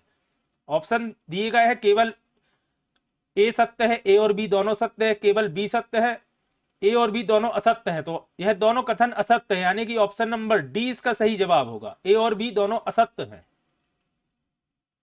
अगला प्रश्न है, आलू के चिप्स को तलने पर ऑक्सीडेशन के कारण तेल के बासी होने से रोकने के लिए चिप्स के लिफाफे में किस गैस को भरा जाता है, यानी कि पूछा गया है आलू के चिप्स के पैकेट में कौन सी गैस भरी जाती है। ऑप्शन है ऑक्सीजन, हाइड्रोजन, नाइट्रोजन या क्लोरीन। तो याद रखिएगा, आलू के चिप्स के पैकेट में नाइट्रोजन गैस भरी जाती है, तो ऑप्शन नंबर सी इसका सही जवाब होगा। अगला प्रश्न है, सही मिलान करें। एक तरफ दिया है आविष्कार या खोज और दूसरी तरफ दिया है आविष्कारक या खोजकर्ता या वैज्ञानिक का नाम। सबसे पहले दिया है डायनामाइट, तो डायनामाइट आप सभी जानते हैं, इसके अलावा डेट भी याद रखिएगा। डायनामाइट की खोज 1867 में की गई थी और किसने की थी, तो याद रखिएगा अल्फ्रेड नोबेल ने, जिनके नाम से नोबेल पुरस्कार दिया जाता है, इन्होंने डायनामाइट की खोज की थी 1867 में। यह वर्ष इसलिए इंपॉर्टेंट है क्योंकि अधिकतर पूछ लिया जाता है। उसके बाद दिया गया है डायनेमो। डायनेमो आप सभी जानते हैं, डायनेमो एक प्रकार का इलेक्ट्रिक जनरेटर होता है, जिसे आप एक जनरेटर कह सकते हैं, जो कि मैकेनिकल एनर्जी को इलेक्ट्रिकल एनर्जी यानी कि यांत्रिक ऊर्जा को विद्युत ऊर्जा में परिवर्तित करता है, और इसकी खोज माइकल फैराडे ने की थी। फिर है इलेक्ट्रॉन। इलेक्ट्रॉन का तो आप सभी जानते हैं, बचपन से पूछा जा रहा है हर एग्जाम में, जे थॉमसन ने की थी। और प्रोटॉन की खोज रदरफोर्ड ने की थी। तो ए का 3, 2 का 2, सी का 1 और डी का 4, यानी कि ऑप्शन नंबर बी इसका सही जवाब होगा। इलेक्ट्रॉन प्रोटॉन तो स्कूल के समय से पूछे जा रहे हैं, बाकी डायनामाइट और डायनामो का भी आप याद रखिएगा, और 1867 वर्ष याद रखिएगा। इसके आगे डिटेल में नहीं पूछा जाएगा, फिर भी अगर बाई चांस पूछा जाता है तो याद रखिएगा 25 नवंबर 1867 में खोज की गई थी डायनामाइट की, अल्फ्रेड नोबेल ने की थी। इन्हीं के नाम पर नोबेल पुरस्कार दिया जाता है। अगला प्रश्न है, पानी के साथ अम्ल या क्षार मिश्रण करने की प्रक्रिया क्या होती है जिसके परिणाम स्वरूप आयनों की सांद्रता या सघनता में प्रति इकाई मात्रा में कमी आती है। ऑप्शन है साबुनीकरण, घोल, विलयन या पायसीकरण। तो आप सभी जानते हैं, पानी के साथ अम्ल या क्षार के मिश्रण करने की प्रक्रिया को विलयन कहा जाता है, तो ऑप्शन नंबर सी इसका सही जवाब होगा। अगला प्रश्न है, निम्नलिखित संसाधन हेतु मुख्यतः यूएचटी प्राक्रमण का प्रयोग किया जाता है। यूएचटी का मतलब होता है अल्ट्रा हाई टेम्परेचर, और याद रखिएगा यूएचटी का प्रयोग दूध के लिए किया जाता है। इसमें लगभग 135 डिग्री सेल्सियस के लिए 135 डिग्री सेल्सियस पर तेजी से दूध को गर्म किया जाता है ताकि लंबे समय तक दूध खराब ना हो। तो ऑप्शन नंबर 20 का सही जवाब होगा। इसका प्रयोग, यूएचटी का प्रयोग दूध के लिए किया जाता है, और इसका पूर्ण रूप भी याद रखिएगा, अल्ट्रा हाई टेम्परेचर। और अगर आपसे टेम्परेचर पूछा जाए तो लगभग 135 डिग्री पर इस दूध को गर्म किया जाता है। अगला प्रश्न है, म्यूसिलीज को पानी के साथ मिश्रित करने पर उसे किस रूप में इस्तेमाल किया जा सकता है। ऑप्शन है टूथपेस्ट, कीटनाशक, गोंद या च्युइंगम। तो याद रखिएगा, म्यूसिलीज को अगर पानी के साथ गर्म किया जाता है तो इसे गोंद की तरह प्रयोग किया जा सकता है, तो ऑप्शन नंबर सी इसका सही जवाब होगा। अगला प्रश्न है, जब अग्निशामक की नोक को दबाया जाता है तो कार्बन डाइऑक्साइड गैस का उत्पादन करने के लिए, इधर डैश दिया है, डैश अम्ल में मिलाया जाता है, यानी पूछा गया है कौन सा अम्ल किस में मिलाया जाता है।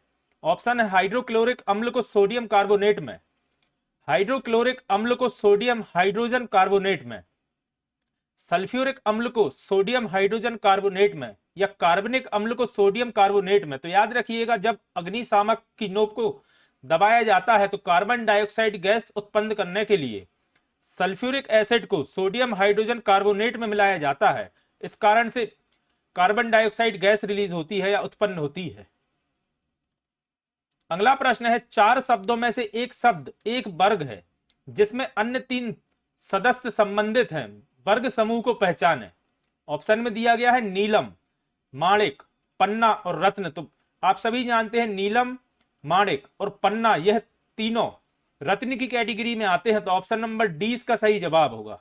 यह प्रश्न आरआरबी एनटीपीसी में पूछा गया था। अगला प्रश्न है,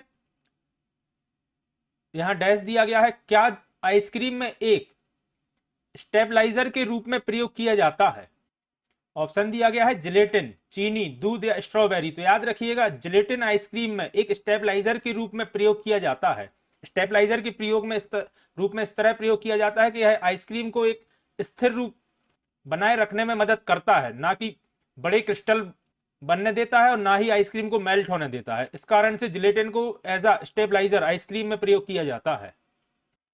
अगला प्रश्न है, विलायक अणुओं की एक अर्ध पारगम्य झिल्ली के माध्यम से उच्च क्षमता वाले क्षेत्र में सहज उस दिशा में घुलनशील पदार्थ की सघनता को दोनों तरफ से सामान्य बनाती है, उसे क्या कहते हैं?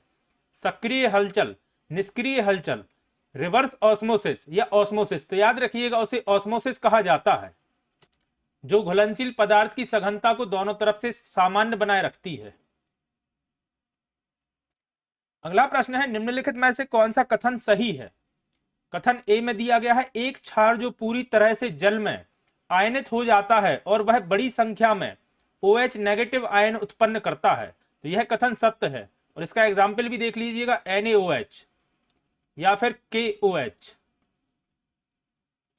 अगला कथन दिया है, एक क्षार जो आंशिक रूप से जल में आयनित हो जाता है वह बड़ी संख्या में OH प्लस आयन उत्पन्न करता है। तो यह कथन गलत है, यानी सिर्फ ऑप्शन नंबर या कथन नंबर ए सही है। तो ऑप्शन नंबर सी इसका सही जवाब होगा, केवल ए सत्य है।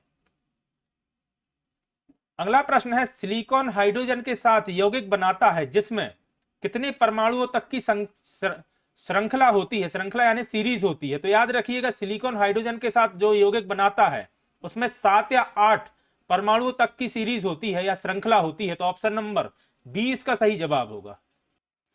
अगला प्रश्न है, निम्नलिखित का मिलान करें। सबसे पहले दिया है डाल्टन और इधर दिया है हाइड्रोजन का परमाणु, फिर 10 की पावर -10 मीटर। बी का होगा 1, यह परमाणु हाइड्रोजन के परमाणु की साइज है। फिर पोटेशियम का लैटिन नाम, तो याद रखिएगा पोटेशियम को लैटिन भाषा में कैल्शियम कहा जाता है, तो सी का होगा 2। और डाल्टन तीसरे नंबर पर दिया है, तत्वों हेतु सर्वप्रथम चिन्हों का प्रयोग करने वाला। तो याद रखिएगा तत्वों को सबसे पहले सिंबल का यूज किया था डाल्टन ने, यानी कि ए का होगा 3, ए का 3, बी का 1 और सी का 2, यानी ऑप्शन नंबर बी इसका सही जवाब होगा। इस तरह के प्रश्नों से 3 प्रश्न बनने की संभावना रहती है, इस कारण से यह काफी महत्वपूर्ण है। एक बार फिर से देखिएगा, प्रश्न पूछा जाता है तत्वों को सर्वप्रथम चिन्हों का प्रयोग किसने किया था तत्वों के लिए? तो याद रखिएगा इसका सही जवाब होगा डाल्टन ने। फिर प्रश्न पूछा जा सकता है हाइड्रोजन का परमाणु की साइज कितनी रहती है? तो 10 की पावर -10 मीटर। फिर पोटेशियम को लैटिन भाषा में क्या कहा जाता है? तो याद रखिएगा कैल्शियम कहा जाता है लैटिन भाषा में पोटेशियम को। ऑप्शन नंबर बी इसका सही जवाब होगा। अगला प्रश्न है, ऑक्सी एसिटिलीन फ्लेम कटिंग के द्वारा धातु किस कारण से कट जाती है?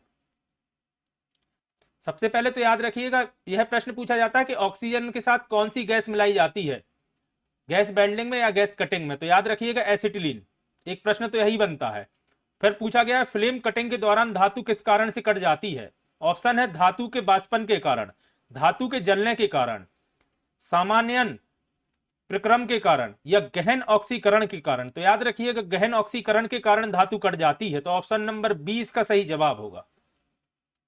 अगला प्रश्न है, परमाणु बलों के सिद्धांत की खोज किसने की थी? काफी महत्वपूर्ण प्रश्न है, इसे आप ट्रिपल स्टार मार्क करिएगा, ये प्रश्न आने की पूरी संभावना है। ऑप्शन दिए गए हैं Hideki Yukawa, SN Bose, JC Bose या JJ थॉमसन। तो याद रखिएगा परमाणु बलों के सिद्धांत की खोज हिदेकी युकाबा ने की थी। तो ऑप्शन नंबर ए इसका सही जवाब होगा। इनका नाम याद रखिएगा हिदेकी युकाबा। अगला प्रश्न है, एक परमाणुओं का समूह जो आवेश को लेकर चलता है उसे किस नाम से जाना जाता है? तो आप सभी जानते हैं परमाणुओं का समूह जो आवेश को लेकर चलता है उसे बहु परमाणु आयन कहा जाता है। तो ऑप्शन नंबर ए इसका सही जवाब होगा।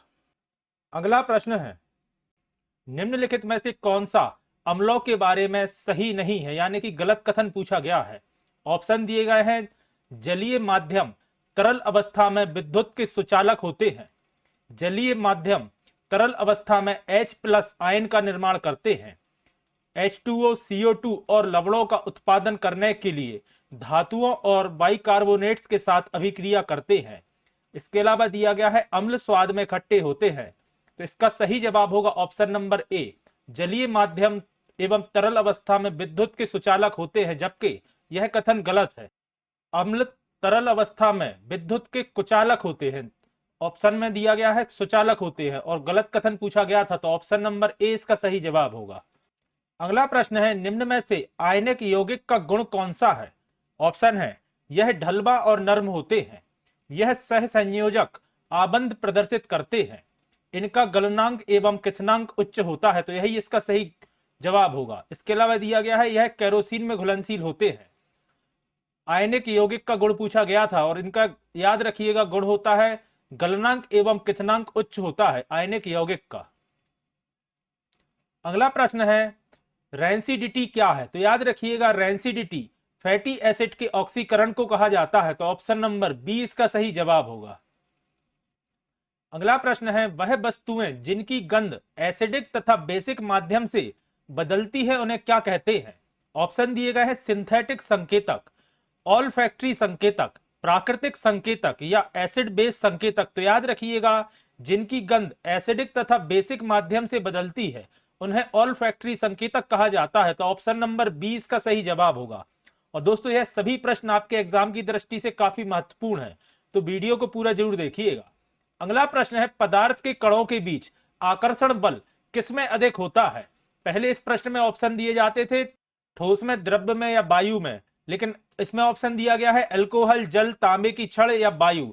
तो याद रखिएगा पदार्थ के कणों के बीच आकर्षण बल सबसे अधिक ठोस में होता है, उसके बाद जल में होता है और उसके बाद वायु में होता है, लेकिन ऑप्शन में ठोस की जगह तांबे की छड़ दिया गया है, जो कि इसका सही जवाब होगा।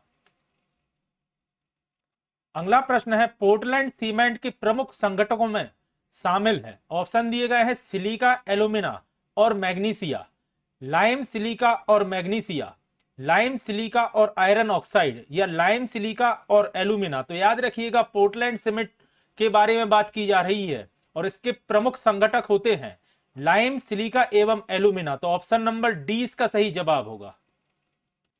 अगला प्रश्न है, सिलिका घुलनशील होता है, ऑप्शन है HNO3 में, H2SO4 में, HCl में या HF में। तो याद रखिएगा सिलिका HF में घुलनशील होता है, HF का मतलब होता है हाइड्रोफ्लोराइड, और यह चारों एसिड के नाम दिए गए हैं, याद रखिएगा।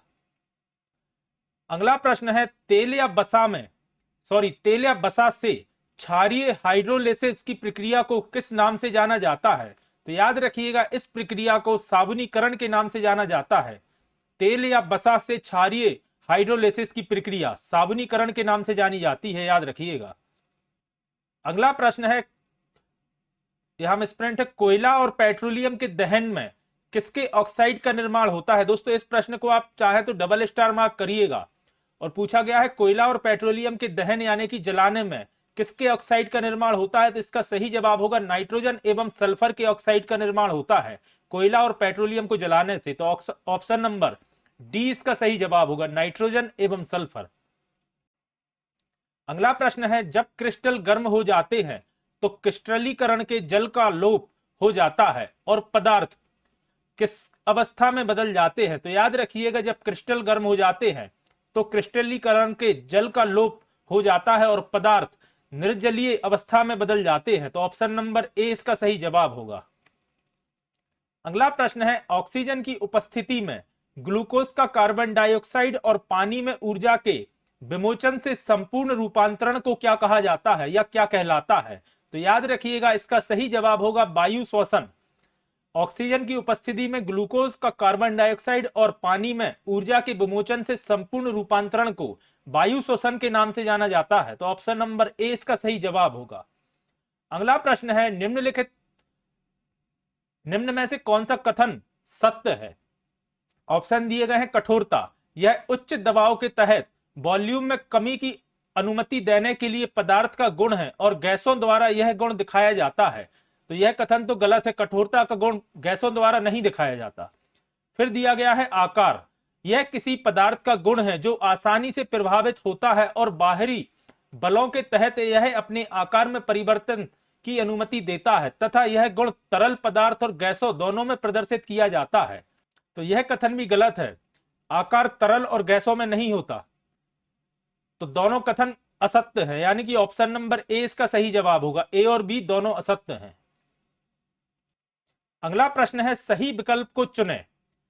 फलों को लंबे समय तक ठंडे भंडारण में सुरक्षित रखा जाता है क्योंकि। ऑप्शन है क्योंकि नमी की मात्रा को बढ़ाना होता है, ऑक्सीजन की अधिक मात्रा उपलब्ध कराने के लिए, फलों को अंधेरे में स्थान में रखने के लिए, या फलों की श्वसन दर कम करने के लिए। तो याद रखिएगा, फलों को लंबे समय तक ठंडे भंडारण में सुरक्षित रखा जाता है क्योंकि फलों की श्वसन दर कम की जाती है या कम करने के लिए। तो ऑप्शन नंबर डी इसका सही जवाब होगा। अगला प्रश्न है, एक गैस वायुमंडलीय दाब पर 1 लीटर से बढ़कर 3 लीटर हो जाती है तो गैस द्वारा किया गया कार्य लगभग कितना होगा। तो याद रखिएगा, इस प्रश्न का सही जवाब होता है लगभग 200 जूल के लगभग गैस द्वारा कार्य किया गया था। तो ऑप्शन नंबर सी इसका सही जवाब होगा। यह कुछ प्रश्न ऐसे रहते हैं जिनको आपको याद ही करना पड़ेगा। 1 लीटर से बढ़कर गैस 3 लीटर हो गई, यानी कि उसने 200 जूल कार्य किया होगा। अगला प्रश्न है, निम्न में से कौन सा समपरमाणुक अणु नहीं है। समपरमाणुक अणु यानी कि एक जैसे अणु नहीं है। आप ऑप्शन से डायरेक्ट देख सकते हैं, H2 में है, N2 में है, P4 में है, लेकिन CO2 में नहीं है। इसमें कार्बन और ऑक्सीजन के अणु हैं। तो ऑप्शन नंबर डी इसका सही जवाब होगा, क्योंकि प्रश्न में पूछा गया है समपरमाणुक अणु नहीं है, तो CO2 में नहीं है। अगला प्रश्न है, निम्न में से कौन सा कथन सत्य है। एक संतुलित रासायनिक समीकरण में अभिकारकों और उत्पादों में भिन्न तत्वों के परमाणु बराबर होते हैं। फिर दिया है, यदि एक प्रतिक्रियाशील धातु की सतह पर हवा, पानी या इसके आसपास के अन्य पदार्थ द्वारा हमला किया जाता है तो इसे संक्षारित होना कहा जाता है और इस प्रभाव को संक्षारण कहा जाता है। तो याद रखिएगा, यह दोनों कथन सत्य है, यानी कि ऑप्शन नंबर सी इसका सही जवाब होगा। अगला प्रश्न है, 80% से अधिक वेल्डिंग क्षमता होती है। तो याद रखिएगा, 80% से अधिक वेल्डिंग क्षमता किसी की नहीं होती। ऑप्शन दिया है ऑक्सी एसिटिलीन वेल्डिंग की, आर्क वेल्डिंग की, वेंजिंग की, या उपयुक्त में से कोई नहीं। तो इसका सही जवाब होगा उपयुक्त में से कोई नहीं, क्योंकि 80% से अधिक वेल्डिंग क्षमता नहीं होती। अगला प्रश्न है, किसी विलयन में भिन्न हाइड्रोजन आयन सांद्रता की स्थिति में कौन सा सूचक भिन्न रंग प्रदर्शित करता है या दर्शाता है। तो इसका सही जवाब होगा यूनिवर्सल। तो ऑप्शन नंबर बी इसका सही जवाब होगा। एक बार फिर से पढ़िएगा, किसी विलयन में भिन्न हाइड्रोजन आयन सांद्रता की स्थिति में कौन सा सूचक भिन्न रंग दर्शाता है। तो इसका सही जवाब होगा यूनिवर्सल सूचक भिन्न रंग दर्शाता है। अगला प्रश्न है, जल में अम्ल के मिश्रण को क्या कहा जाता है जिसके परिणाम स्वरूप प्रति इकाई आयतन में आयनों की सांद्रता में कमी हो जाती है। ऑप्शन है तनुकरण, उदासीनीकरण, अम्लीकरण या सांद्रता। तो याद रखिएगा, इसे तनुकरण कहा जाता है जब जल में अम्ल के मिश्रण को मिलाया जाता है या जल में अम्ल का मिश्रण किया जाता है और जिसके परिणाम स्वरूप प्रति इकाई आयतन में आयनों की सांद्रता में कमी हो जाती है, इसे तनुकरण कहा जाता है। अगला प्रश्न है, जलीय अणुओं द्वारा प्रतिकर्षित होने वाले समूह को क्या कहा जाता है। तो याद रखिएगा, इस तरह के 2 प्रश्न आते हैं। अगर प्रश्न में पूछा गया है प्रतिकर्षित होने वाले समूह को क्या कहा जाता है तो उसे कहा जाता है हाइड्रोफोबिक, और अगर आकर्षित होने वाले कणों के बारे में पूछा जाता है तो उसे हाइड्रोफिलिक कहा जाता है। याद रखिएगा, प्रतिकर्षित हाइड्रोफोबिक, आकर्षित हाइड्रोफिलिक। अगला प्रश्न है, एक सोलर सेल किससे बना होता है।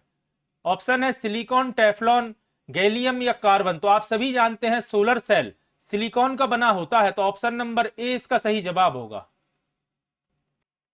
अगला प्रश्न है, लॉफिंग गैस है। तो आप सभी जानते हैं लॉफिंग गैस नाइट्रस ऑक्साइड से कहा जाता है, नाइट्रस ऑक्साइड यानी कि N2O। तो ऑप्शन नंबर सी इसका सही जवाब होगा। अगला प्रश्न है, कार्बन का वह गुणधर्म जिसके कारण इसके अणु लंबी कार्बन श्रृंखला बनाने के लिए एक दूसरे के साथ जुड़ सकते हैं, वह क्या कहलाता है। तो याद रखिएगा, कार्बन का वह गुणधर्म जिसके कारण अणु कार्बन की लंबी श्रृंखला बनाते हैं उसे श्रृंखलन कहा जाता है। तो ऑप्शन नंबर डी इसका सही जवाब होगा, श्रृंखलन। अगला प्रश्न है, किसी गैस के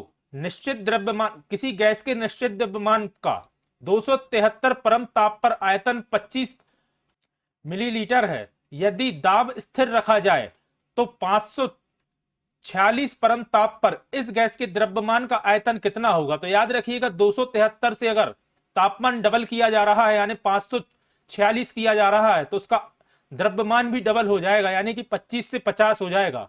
तो इसका सही जवाब होगा 50 मिलीलीटर। अगला प्रश्न है निम्नलिखित में से कौन सा एक विषम परमाणुक अणु नहीं है? याद रखिएगा विषम परमाणुक अणु नहीं है पूछा गया है। तो CO2 विषम परमाणुक अणु है, CH4 भी है, P4 नहीं है, इसके अलावा NH3 भी है। तो ऑप्शन नंबर सी इसका सही जवाब होगा P4। P4 एक सम परमाणुक अणु है, याद रखिएगा। और अगर प्रश्न में इस तरह से पूछा जाता कि इनमें से कौन सा सम परमाणुक अणु है तो इसका सही जवाब P4 होता। और इसमें पूछा विषम परमाणुक अणु नहीं है तो P4 नहीं है। अगला प्रश्न है निम्नलिखित में से कौन सी गैस का आवरण सूर्य से हानिकारक पराबैंगनी विकिरण को अवशोषित कर लेती है? ऑप्शन है ओजोन, ऑक्सीजन, कार्बन डाइऑक्साइड या नाइट्रोजन। तो आप सभी जानते हैं इस प्रश्न का जवाब कि अल्ट्रावायलेट रेडिएशन से किस गैस का आवरण हमारी रक्षा करता है। तो इस प्रश्न का जवाब आप कमेंट बॉक्स में कीजिएगा। आइए बढ़ते हैं अपने अगले प्रश्न की तरफ। निम्नलिखित में से क्या टूथपेस्ट का एक घटक नहीं है? तो याद रखिएगा एब्रोसिव टूथपेस्ट का घटक होता है, फ्लोराइड भी टूथपेस्ट का घटक होता है, लेकिन लुब्रिकेंट टूथपेस्ट का घटक नहीं होता। इसके अलावा सर्फेक्टेंट भी टूथपेस्ट का घटक होता है। तो इसका सही जवाब होगा लुब्रिकेंट, जो कि टूथपेस्ट का एक घटक नहीं है। अगला प्रश्न है हाइड्रोजन गैस सामान्यतः तैयार की जाती है। ऑप्शन है लाल गर्म कोक पर भाप की क्रिया द्वारा, तनुकृत H2SO4 के साथ दानेदार जस्ते की अभिक्रिया द्वारा, सांद्रित H2SO4 के साथ जस्ते की अभिक्रिया द्वारा, या तनुकृत H2SO4 के साथ शुद्ध जस्ते की अभिक्रिया द्वारा। तो याद रखिएगा हाइड्रोजन गैस सामान्यतः तनुकृत H2SO4 के साथ शुद्ध जस्ते की अभिक्रिया द्वारा उत्पन्न की जाती है या बनाई जाती है। तो ऑप्शन नंबर डी इसका सही जवाब होगा। अगला प्रश्न है 90 किलोग्राम पानी से प्राप्त की जा सकने वाली ऑक्सीजन की मात्रा कितनी होगी? इस प्रश्न को दोस्तों ट्रिपल स्टार मार्क करिएगा। पहले आरआरबी के कई एग्जाम से पूछा जा चुका है, उसके अलावा एसएससी और भी अन्य एग्जाम में पूछा जा चुका है। और याद रखिएगा 90 किलोग्राम पानी से लगभग 80 किलोग्राम ऑक्सीजन बनाई जा सकती है। तो ऑप्शन नंबर डी इसका सही जवाब होगा। अगला प्रश्न है सर्विस स्टेशन पर मोटर कारों की जाने वाली प्रदूषण की जांच, जिसे पीयूसी आपने सुना होगा कहा जाता है, जांच द्वारा निम्नलिखित में से किसकी जांच व अनुमान किया जाता है? ऑप्शन है सीसा व कार्बन के कण, नाइट्रोजन व सल्फर के ऑक्साइड्स, कार्बन मोनोऑक्साइड्स या कार्बन डाइऑक्साइड। तो याद रखिएगा पीयूसी की जांच में सीसा व कार्बन के कणों की जांच की जाती है कि गाड़ी से निकलने वाले धुएं में सीसा व कार्बन के कणों की मात्रा कितनी है। इसमें पीयूसी की जांच की जाती है या प्रदूषण की जांच की जाती है। तो ऑप्शन नंबर ए इसका सही जवाब होगा। अगला प्रश्न है निम्नलिखित में से कौन सी गैस एक रेखीय अणु नहीं है? याद रखिएगा एक रेखीय अणु नहीं है पूछा गया है। ऑप्शन में दिया गया है कार्बन डाइऑक्साइड, जिसका स्ट्रक्चर कुछ इस तरह होता है। फिर है N2O यानी नाइट्रस ऑक्साइड, जो कि एक रेखीय अणु है।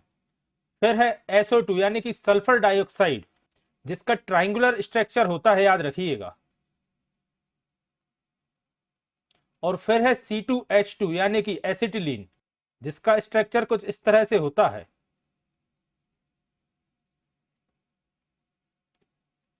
तो आप क्लियर देख सकते हैं कि पूछा गया है एक रेखीय अणु नहीं है, तो सल्फर डाइऑक्साइड का ट्रायंगुलर स्ट्रक्चर है यानी कि यह एक रेखीय अणु नहीं है। तो ऑप्शन नंबर सी इसका सही जवाब होगा। अगला प्रश्न है थर्मिक वेल्डिंग है एक प्रकार की, पूछा गया है थर्मिक वेल्डिंग किस प्रकार की वेल्डिंग है? ऑप्शन में दिया गया है प्रतिरोध, गैस वेल्डिंग, फ्यूजन वेल्डिंग या आर्क वेल्डिंग। तो याद रखिएगा थर्मिक वेल्डिंग एक प्रकार की फ्यूजन वेल्डिंग होती है। तो ऑप्शन नंबर सी इसका सही जवाब होगा।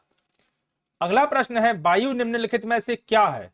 काफी महत्वपूर्ण प्रश्न है लेकिन काफी सिंपल प्रश्न है।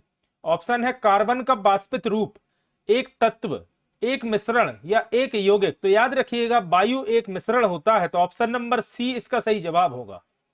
वायु विभिन्न गैसों एवं कणों का मिश्रण होता है, याद रखिएगा।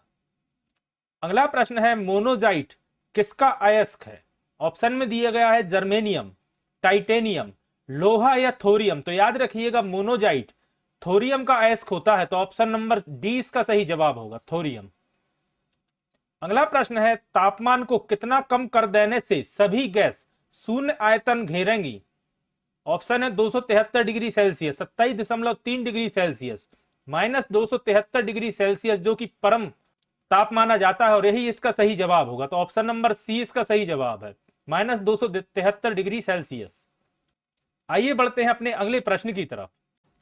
अगला प्रश्न है, बंद कमरों में स्टोव व अंगीठी का प्रयोग ना करने की सलाह निम्नलिखित में से किस कारण से दी जाती है? आप सभी जानते हैं बंद कमरे में स्टोव या अंगीठी को जलाना नुकसानदायक होता है, जिसका कारण पूछा गया है। ऑप्शन है, कमरे में बिजली के तारों में आग लग सकती है, स्टोव बंद हो जाता है, कार्बन मोनोऑक्साइड से विषायन होता है, या स्टोव फट सकता है। तो याद रखिएगा बंद कमरे में स्टोव या अंगीठी जलाने से कार्बन मोनोऑक्साइड से विषायन होता है, तो ऑप्शन नंबर सी इसका सही जवाब होगा। अगला प्रश्न है, अधप्रशीतन किसके प्रति जिम्मेदार है? ऑप्शन है, संपीड़ित की एचपी में घटाव, प्रशीतित का निम्न दर प्रभाव, संपीड़ित की विस्थापन में घटाव, या प्रयुक्त सभी? तो इसका सही जवाब होगा प्रयुक्त सभी, ऑप्शन नंबर डी इसका करेक्ट जवाब है। अगला प्रश्न है, तापमान और दाब की समान स्थितियों के अंतर्गत सभी गैसों के समान आयतन में अणुओं की समान संख्या रहती है, यह नियम क्या कहलाता है? ऑप्शन है, आवोगाद्रो का नियम, बॉयल का नियम, चार्ल्स नियम, या गे लुसेक का नियम? तो याद रखिएगा तापमान और दाब की समान स्थितियों के अंतर्गत सभी गैसों का समान आयतन में अणुओं की समान संख्या रहती है, यह आवोगाद्रो का नियम कहलाता है, तो ऑप्शन नंबर ए इसका सही जवाब होगा। अगला प्रश्न है, निम्नलिखित में से कौन सी आदर्श गैस नहीं है? ऑप्शन है, रेडॉन, आर्गन, सिलिकॉन या नियोन? तो याद रखिएगा रेडॉन, आर्गन एवं नियोन यह तीनों आदर्श गैस हैं, लेकिन सिलिकॉन आदर्श गैस नहीं है, तो ऑप्शन नंबर सी इसका सही जवाब होगा, सिलिकॉन। अगला प्रश्न है, किस तरह की वेल्डिंग प्रक्रिया में इलेक्ट्रोड का व्यय होता है? ऑप्शन है, गैस, थर्मिक, आर्क या टीआईजी? तो याद रखिएगा आर्क वेल्डिंग प्रक्रिया में इलेक्ट्रोड का व्यय होता है, तो ऑप्शन नंबर सी इसका सही जवाब होगा। अगला प्रश्न है, किसी गैस का आयतन, यहां थोड़ी सी मिसप्रिंट है, स्थिर है, स्थिर ताप पर 20% कम करने के लिए उसका दाब कितने प्रतिशत बढ़ाना पड़ता है या बढ़ाना होगा? तो याद रखिएगा उसका दबाव 25% बढ़ाया जाएगा, तब जाकर किसी गैस का आयतन स्थिर ताप पर 20% कम होगा। अगला प्रश्न है, निम्नलिखित में से कौन बड़े शहरों की वायु को प्रदूषित करता है? ऑप्शन है, कॉपर, लेड, क्रोमियम या कॉपर ऑक्साइड? तो याद रखिएगा बड़े शहरों की वायु को प्रदूषित करने का मुख्य कारण लेड होता है, तो ऑप्शन नंबर बी इसका सही जवाब होगा। अगला प्रश्न है, आदर्श गैस की ऊर्जा आधारित होती है, यानी कि पूछा गया है आदर्श गैस की ऊर्जा किस पर आधारित होती है? ऑप्शन है, दाब पर, आयतन पर, तापमान पर या मोलों की संख्या पर? तो याद रखिएगा आदर्श गैस की ऊर्जा तापमान पर आधारित होती है, तो ऑप्शन नंबर सी इसका सही जवाब होगा। और आप चाहे तो इस प्रश्न को स्टार मार्क कर लीजिएगा। अगला प्रश्न है, यदि किसी प्रशीतक प्रणाली से आवाज निकलती है तो उसका क्या अर्थ है? प्रशीतक प्रणाली यानी कि रेफ्रिजरेटर की बात की जा रही है, और अगर रेफ्रिजरेटर से आवाज आ रही है तो उसका कारण पूछा गया है। ऑप्शन है, कंप्रेसर ड्राइव कपलिंग ढीला है, तेल की कमी है, कंप्रेसर या मोटर नीचे आधार पर ढीला है, या उपयुक्त में से कोई? तो याद रखिएगा इन तीनों में से कोई एक कारण हो सकता है अगर रेफ्रिजरेटर से आवाज आ रही है, तो ऑप्शन नंबर डी इसका सही जवाब होगा, उपयुक्त में से कोई एक। अगला प्रश्न है, निम्नलिखित में से कौन सा प्रदूषण ट्रैफिक कांस्टेबल संभवतः सांस में लेता है? यानी कि पूछा गया है ट्रैफिक कांस्टेबल जिसकी ड्यूटी रोड पर रहती है, वह कौन सा प्रदूषण अपने सांस के रूप में इनहेल करता है? ऑप्शन में दिया गया है कार्बन मोनोऑक्साइड जो कि सही है, सीसा यह भी सही है, सल्फर डाइऑक्साइड यह भी सही है, नाइट्रोजन कार्बन डाइऑक्साइड यह गलत है, यानी कि 1, 2, 3 इसका सही जवाब होगा, तो ऑप्शन नंबर ए इसका करेक्ट जवाब है। कार्बन मोनोऑक्साइड, सीसा और सल्फर डाइऑक्साइड यह मुख्य प्रदूषण है जो कि ट्रैफिक कांस्टेबल को इनहेल करने की संभावना अधिक रहती है। अगला प्रश्न है, बॉयल नियम किस स्थिति में लागू होता है? ऑप्शन में दिया गया है नियत दाब पर, नियत तापमान पर, नियत दाब और तापमान पर, नियत दाब लेकिन परिवर्ती तापमान पर। तो याद रखिएगा बॉयल नियम नियत तापमान पर आधारित होता है या नियत तापमान की स्थिति पर लागू होता है? तो ऑप्शन नंबर बी इसका सही जवाब होगा। अगला प्रश्न है पायरेक्स कांच मुख्यतः है, यानी कि पूछा गया है इनमें से किस तरह का कांच होता है पायरेक्स कांच। ऑप्शन में दिया गया है साधारण कांच, ऊष्मा प्रतिरोधी कांच, ऊष्मा अवशोषक कांच, या इनमें से कोई नहीं। तो याद रखिएगा पायरेक्स कांच मुख्य रूप से ऊष्मा प्रतिरोधी कांच होता है। तो ऑप्शन नंबर बी इसका सही जवाब होगा। अगला प्रश्न है ऑक्सी एसिटिलीन फ्लेम कटिंग के दौरान धातु के कटने का क्या कारण होता है? ऑप्शन में दिया गया है धातु के बाष्पन के कारण, धातु के जलने के कारण, सामान्य प्रकरण के कारण, या गहन ऑक्सीकरण के कारण। तो याद रखिएगा ऑक्सी एसिटिलीन फ्लेम कटिंग के दौरान धातु के कटने का मुख्य कारण गहन ऑक्सीकरण द्वारा होता है। तो ऑप्शन नंबर डी इसका सही जवाब होगा। अगला प्रश्न है आदर्श गैस नियम के अनुसार गैस का ग्राम अणुक आयतन कितना होता है? तो इसे तो आपको याद करना पड़ेगा। याद रखिएगा 22.4 लीटर होता है। और इस प्रश्न को ट्रिपल स्टार मार्क करिएगा और इस वैल्यू को याद रखिएगा 22.4 लीटर। आदर्श गैस नियम के अनुसार गैस का ग्राम अणुक आयतन कितना होता है पूछा गया है। इसको निकालने की भी विधि रहती है, बाकी आपकी एग्जाम की दृष्टि से बस आप इस संख्या को याद रखिएगा। इससे संबंधित 2 से 3 प्रकार के प्रश्न बनते हैं। 22.4 लीटर।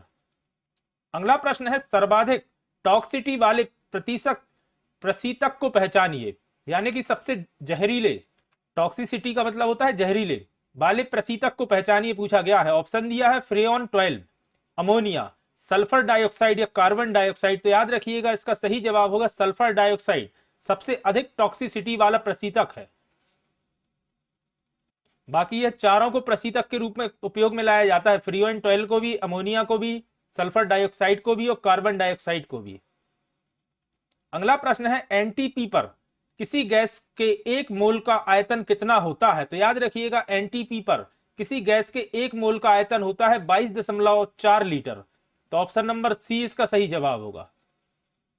अगला प्रश्न है कौन सा अवयव जलने में सहायता प्रदान करता है? तो आप सभी जानते हैं जलने में सहायता ऑक्सीजन प्रदान करता है। तो ऑप्शन नंबर डी इसका सही जवाब होगा। इसके अलावा ऑप्शन में दिया गया है नाइट्रोजन, कार्बन डाइऑक्साइड और कार्बन, लेकिन इसका सही जवाब होगा ऑक्सीजन। अगला प्रश्न है प्रशीतक की अवशोषण प्रणाली सामान्यतः निम्न में से किस प्रशीतक का प्रयोग करता है? ऑप्शन है फ्रेऑन 11, फ्रेऑन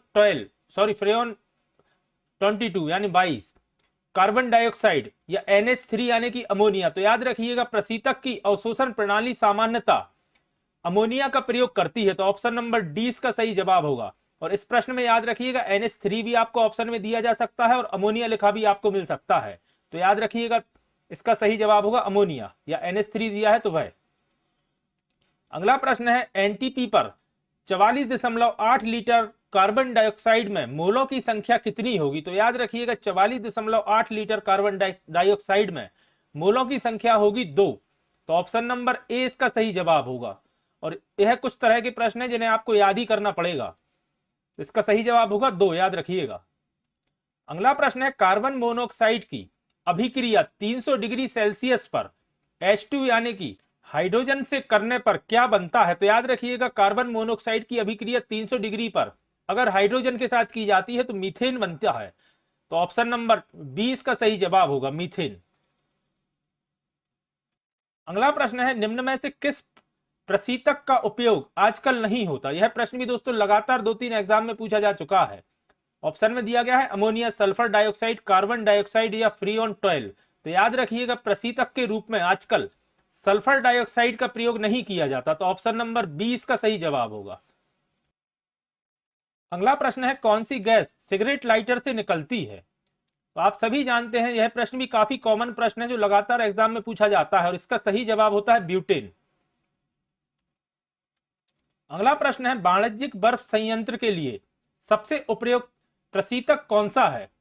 यानी कि कमर्शियल बर्फ बनाने की फैक्ट्री में सबसे उपयुक्त प्रशीतक कौन सा है पूछा गया है। ऑप्शन है ब्राइन, फ्रीऑन, NH3 या हवा। तो याद रखिएगा इसका सही जवाब होगा NH3 यानी कि अमोनिया।